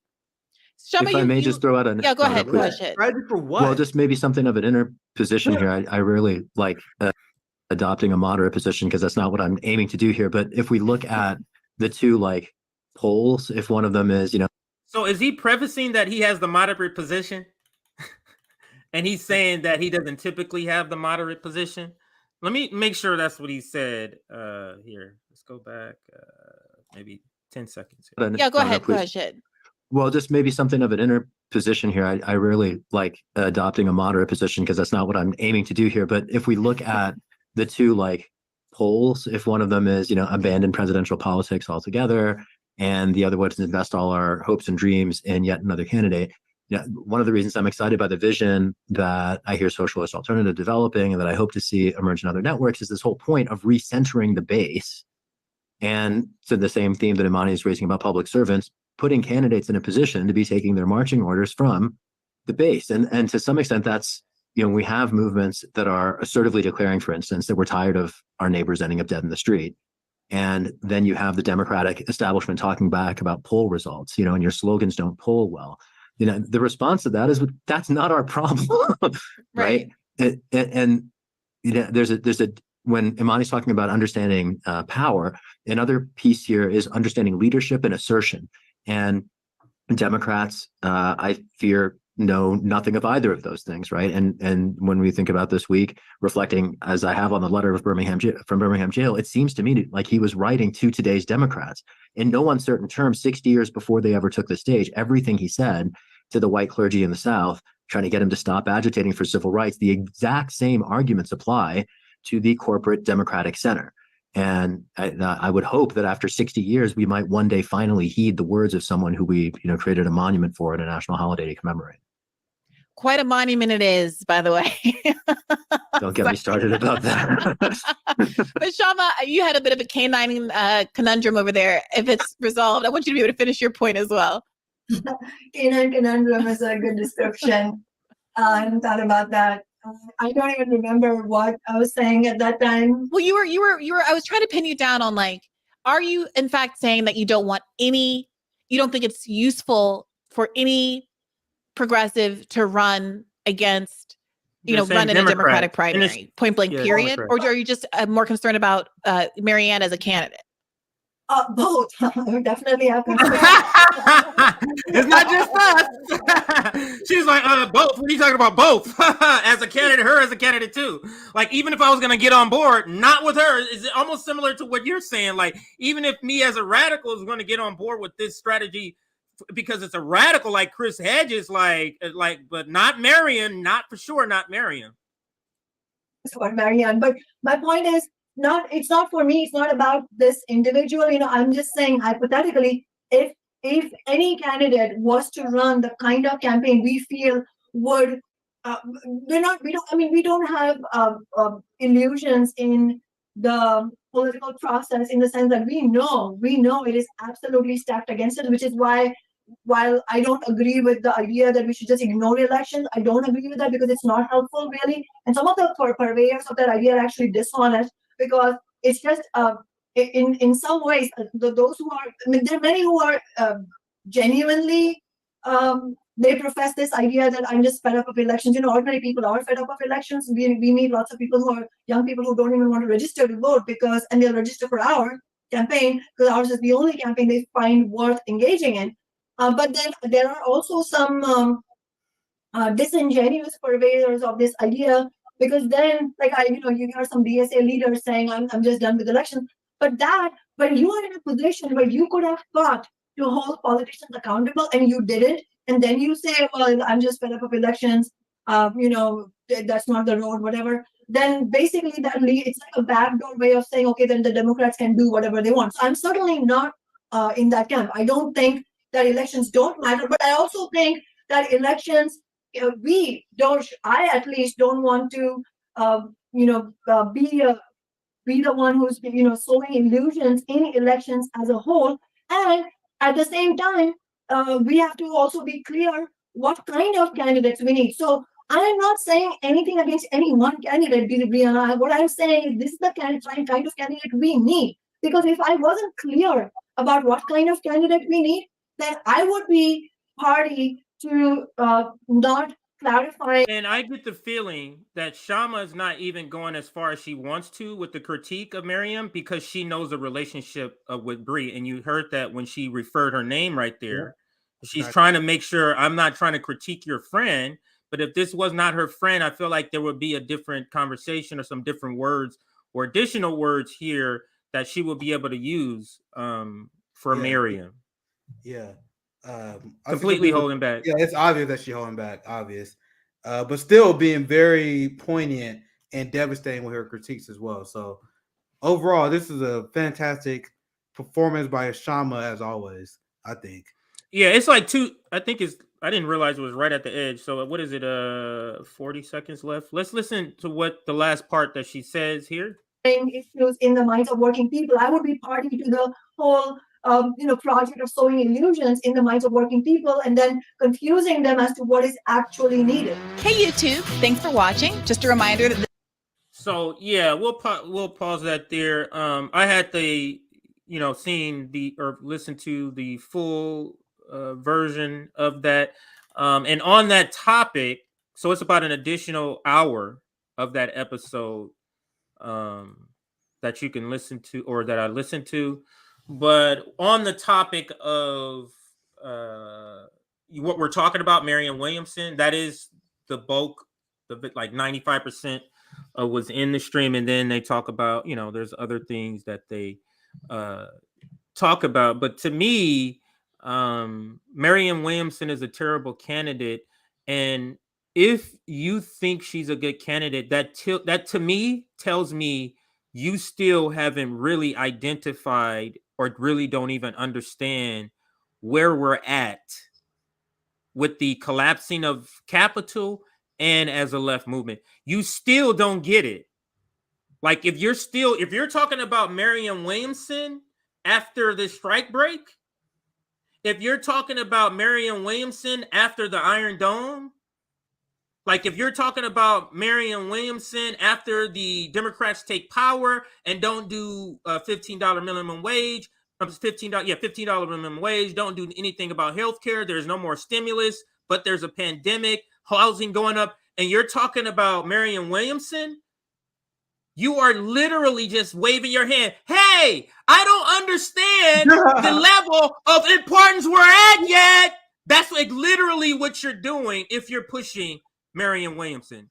Nick, any my final thoughts on this story is I at least give Brianna Joy great credit for having Kshama on, especially knowing that she's gonna have Shahid that had the position that he does, and the other lady that ran as a Democrat who was horrible in this conversation that I saw thus far. So I give Bree credit for bringing Kshama on, because like she had to know Kshama was not about to fuck with this conversation. Like she had to know that, right? So I'll give her props for opening that up, because do you remember the video we did with Anna Kasparian talking to Matt Duss about Ukraine? Yes. And there's the professional managerial class getting this issue massively wrong. But Anna at TYT, because she's a coward who's not interested in actually furthering debate, she brings Matt Dusk on, but doesn't bring someone like Chris Hedges on to counter his point. And that's what the professional managerial class does all the time, which I'm glad Bree didn't do here, which I give her credit for bringing Kshama on to smack them down. But this is why RBN is so important, because for years and years and years, you had the professional managerial class on their massive YouTube channels with no proletariat competition, just saying stupid shit with no counter, pushing Russiagate, voting for Hillary Clinton, voting for so for a long time there was no counter to this. Jimmy was a counter, and then the whole boutique left hates them for it, and then they can say, "Oh, you're just a rich white comedian," and they can just swallow to the side. It's extremely important to not only have RBN but have other proletariat networks where we push back on the PMC leftists who try to push their incrementalism on us, who try to sway us against Marxism, that wants to go back to the tranquilizing drug of infiltrating the Democratic Party. So that's why this stream had to be done, because no more knock down the house. So shit like Marianne, where you had these people who have a monopoly on left media, and they just give people bad fucking advice. I've seen this for the last 5 to 6 years. That I never even considered being a citizen journalist. I was selling cars 3 years ago. Never considered it. I literally only did this because I noticed this monopoly of strategy and information by the boutique left that I was deeply disappointed by. Sabby will tell you the same thing. CJ, we talked about it before, but black leftists and radical people have noticed left media just being fucking incrementalist and shitty for the last 5 years. So we need to push back against these horrible ideas that we hear coming out, especially on something so influential as where we should spend our resources on, like for election and for the presidential run. So that's all I have. I have a shorter story. Yeah, I was just gonna say, if you have a story, let's do that. We got a few. Yeah, I'll do one minutes, more, and I'll say the Maurice, other do one. I got one more, and I'll say the other one for tomorrow. Damn, which one should I do? I got two good ones. I'm trying to figure. I do this one. I do this one just because I think this may be better. Oh, actually, let me do a couple of announcements while you set that up. Actually, so let me toss this out. That was a really long segment. It was a lot to say about that, and it's still an hour. Like, we can do another hour of content if we played the other version. But let's like this video. We're at 584. We got up to 600 and some odd people watching. So that means we have the ability to get to like 570. Let's get to 570 with the likes. That's another 62 more likes. So 62 more people hit that like button. Let's get some more people in here for this final segment before we're out. Nick is preparing. Yeah. The other thing is, if you want to get notifications when we go live, or you want to know when we have clips out, we generally try to do 3 to 4 Monday through Friday, and then on the weekends it's like 2 on Saturday, 2 on Sunday. So, but if you want notifications of all of that, and when we go live, join our Substack.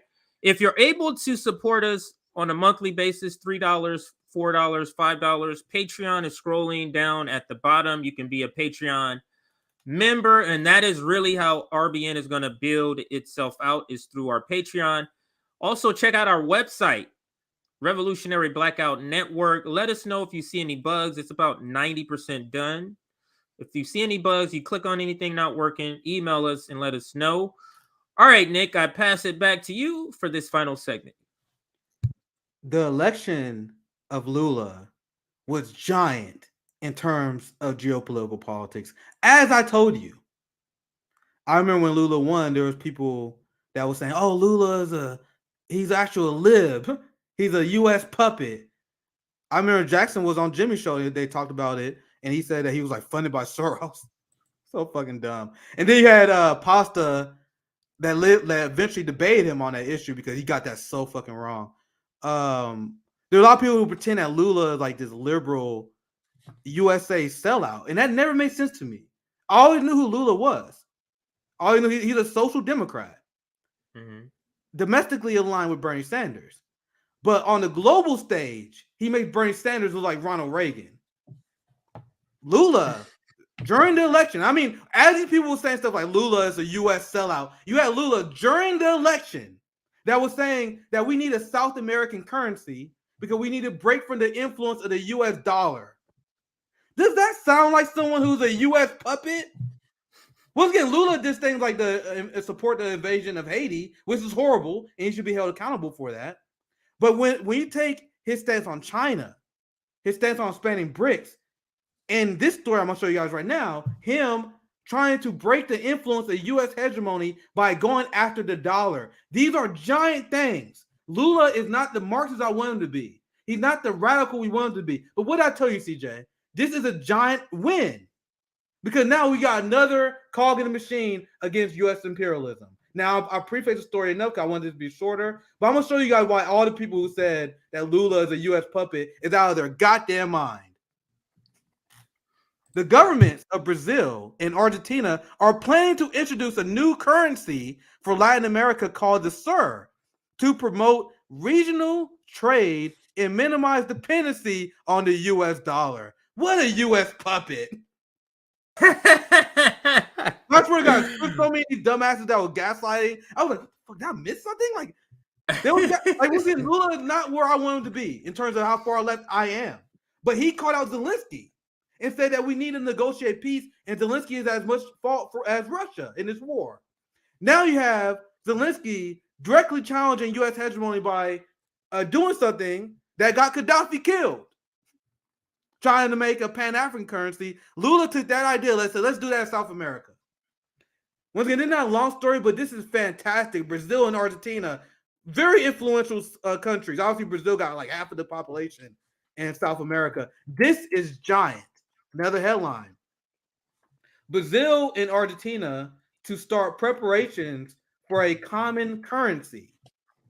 And this coming in a time where Saudi Arabia said they are willing to accept trade that is not U.S. dollar for their oil. You got a lot of countries that are starting to make plans on what they do if they are victims of U.S. cultural imperialism, when they start putting sanctions on you. So you got people join BRICS, the alternate banking system. You got people looking. You said cultural imperialism. Can you explain that for those that may not know what cultural Those are the people. The best is? example I can give you guys, and one of the segments I cut is the Rand segment. I'll get with that maybe with Andrew on Wednesday. But they would say we need regime change in Iran because of the way the Iranians treat their women, which I disagree with culturally, right? But I am not going to call for the toppling of their government because we have cultural disagreements, especially considering that the United States wants to destabilize Iran. So that's in order to save time, that's a good way to sum up cultural imperialism, where they ramp up sanctions on countries because they do cultural stuff they disagree with, and a way to justify regime change in Iran for that. I've seen pussy hat wearing liberals. They imply that we should support going to Russia because Russia is anti-LGBT. Once again, standing strong solidarity. We got JB on this network.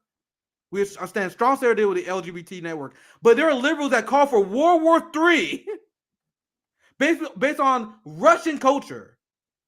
That's cultural imperialism.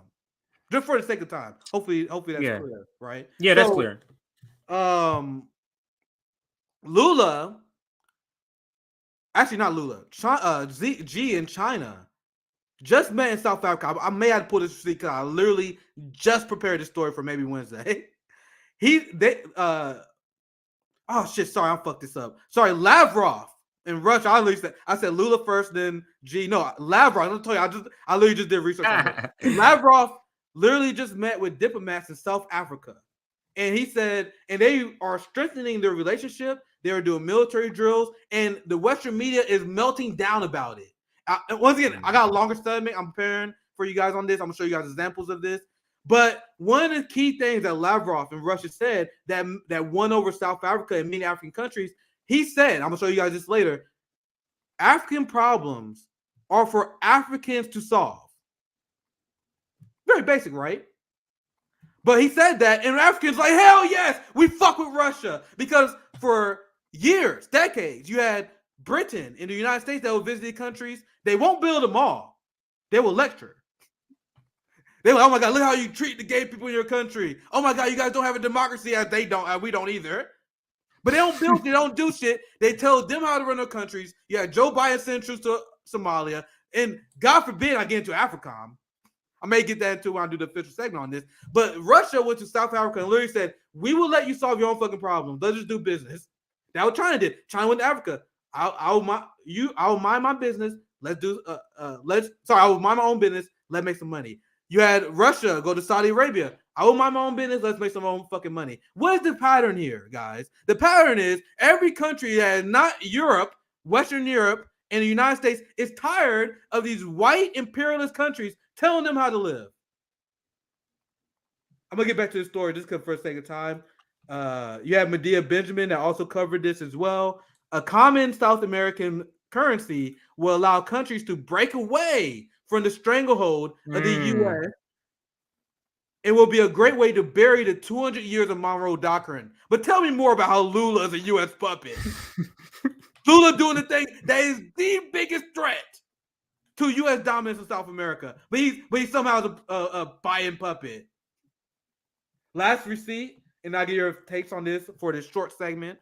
This is Ben Norton. He does good coverage on South America. He said, I'll just read the quick thread. I think it's a good way for me to wrap my part of this segment up. Ben Norton said, it's happening. Brazil and Argentina are making plans for Latin American currency to boost regional trade and reduce reliance on the U.S. dollar. And then Ben said Lula had pledged this while running for president. As I said earlier, like he wasn't saying that he was like hiding, right? He literally was on the campaign trail saying we need a South American currency. We need to limit the power of U.S. hegemony. We need to have our own self-determination. Like these are things I was seeing. I was like, dude, I know you're not where you want to be, but this is good, right? So I'll read this last part. I didn't see the other tweets, but I definitely read this one. During his 2022 campaign, Lula said, "We are going to create a currency in Latin America because we can't keep depending on the dollar." And that was one of the first things he did, CJ. It's not like he wasted time with twiddling his thumbs like, man, how can I get out of this promise that I made? No, he took office and immediately did that shit. How can I get out this promise? That was professional, dude. And he also, one of the first thing he did, literally day one, was to reverse Bolsonaro's actions on privatization. Giant stuff, which is not communist, which is not Marxist, but this is positive development on the geopolitical world stage and how we resist the giant imperial capitalist machine known as the United States, Europe, and NATO, and by rooting for this success. And while also being supportive of Brazilians like Josana, our former RBN sister, and other Brazilians who are communists in Brazil who pledged to hold Lula accountable. Unlike what the progressives do in this country, where we say, oh, we're going to vote for Democrats no matter what. Communists held their tongue and supported Lula. I talked to many of them. Josana sharing one her of them here. yeah. I had indigenous people in Brazil talk to. They said they supported Lula, but if Lula betray us, they will put their knee on his fucking neck. And that's how the energy should be, right? So thus far, based on what I see on Lula, he's been a positive first step. But even with this story, I don't want Brazilian brothers and sisters. I don't want us to ever deify politicians. This is good, but we got to continue to put pressure on Lula to continue this what he's doing and challenging U.S. hegemon and building relationship with China. Last headline, I almost forgot this, but I'll just read it and I'll give your last thoughts before we wrap up. This is even Forbes acknowledging the giant problem to come that the U.S. media are trying their best to deflect, and it also explains the insane rhetoric on China. Guys, Tucker Carlson get credit that he do not deserve for being anti-imperialist. This motherfucker is doing an unhinged anti-China segment every night. Every night. I'm thinking about collecting them so I can debunk them in one live stream. Literally, it does not matter what Tucker Carlson talks about. He could be talking about anything. He can talk about how the government is about to take your gas stoves. And for real, he literally did this last week. He went from the government taking your gas stoves and then said that the reason why Biden won't take your gas stoves is because he's complicit in taking orders from China, who's anti-gas stoves. Like, that's how stupid this shit is becoming. And the reason why it's that dumb and Tucker Carlson is complicit with it is because of this. The anti-China, anti-Russian rhetoric is all about this. Joe Biden, China, and Russian nightmare could be about to come true for the U.S. dollar. This is what everything is about, guys. Every single anti-China and rhetoric and the urge to go to war with Russia. So that's my story. Aaron, make sure you cut this as well. CJ, any final thoughts on this story before I had that out? But no, just like you're saying, like it's the reason you root for things that Lula does, even though he's not perfect, is because we're anti-imperialists. Yeah. And any move against this sort of polar imperialist core, any move towards that or any strike against that is what something we're for. And the moves that you point out about Lula are those things. So when are we going to see you next, Nick? Anything else you want to shout out? You want to talk about any guests, any super chats we got? Nick at night on Wednesday. I think I'm gonna make that a weekly thing for Wednesday evening. So I think Wednesday will be a good day because CJ give you some content in the afternoon. Yeah, in the daytime. Yeah. So that's what we're gonna do on Wednesday. I'm beta testing that as a new schedule. So I think, like, in general for the week, we're gonna have Nick and CJ on Monday, RBN Round Table on Tuesday, 2 shows from us on Wednesday, 1 in the afternoon. I'm due evening. Then Thursday we usually do something before the Sabby and JB show. Friday gonna be a day off, and then Saturday show. Then Sunday that's the general outline of my weeks. So Wednesday evening, I'm gonna have my friend Andrew. I talked to him a lot on Colin. Amazing historian, amazing anti-imperialist foreign policy report. I tell you guys, I talk to anti-imperialists. That, if you know, is my guest. These are the people I invite on. Mark Kimberly. We had Jimmy Doron. We had Max Blumenthal earlier before. We had Aaron Mate, Ben Norton. You know, my guests tend to be anti-imperialists. Like, I don't focus on trying to reach out to the TYT people like some people wanted us to do. If they want to do it, I'm down, but I like talking to anti-imperialists. And that's mostly what my Wednesday night show is going to be, us going over foreign policy stories that I didn't have a chance to break down Nick and CJ. So that's what I have coming up next. So that's all I have. I'm going to bounce off CJ. And I'll see you guys. So I shall see you tomorrow for the roundtable, Nick. And we're going to end with the video by Sam Sita. Still talking about forced to vote. He put out a video for some reason earlier today, this morning, and just completely out the blue. I think maybe he put it out because he knew it might get a reaction and get him some views on YouTube. I can't imagine any other reason he would want to put this particular video out.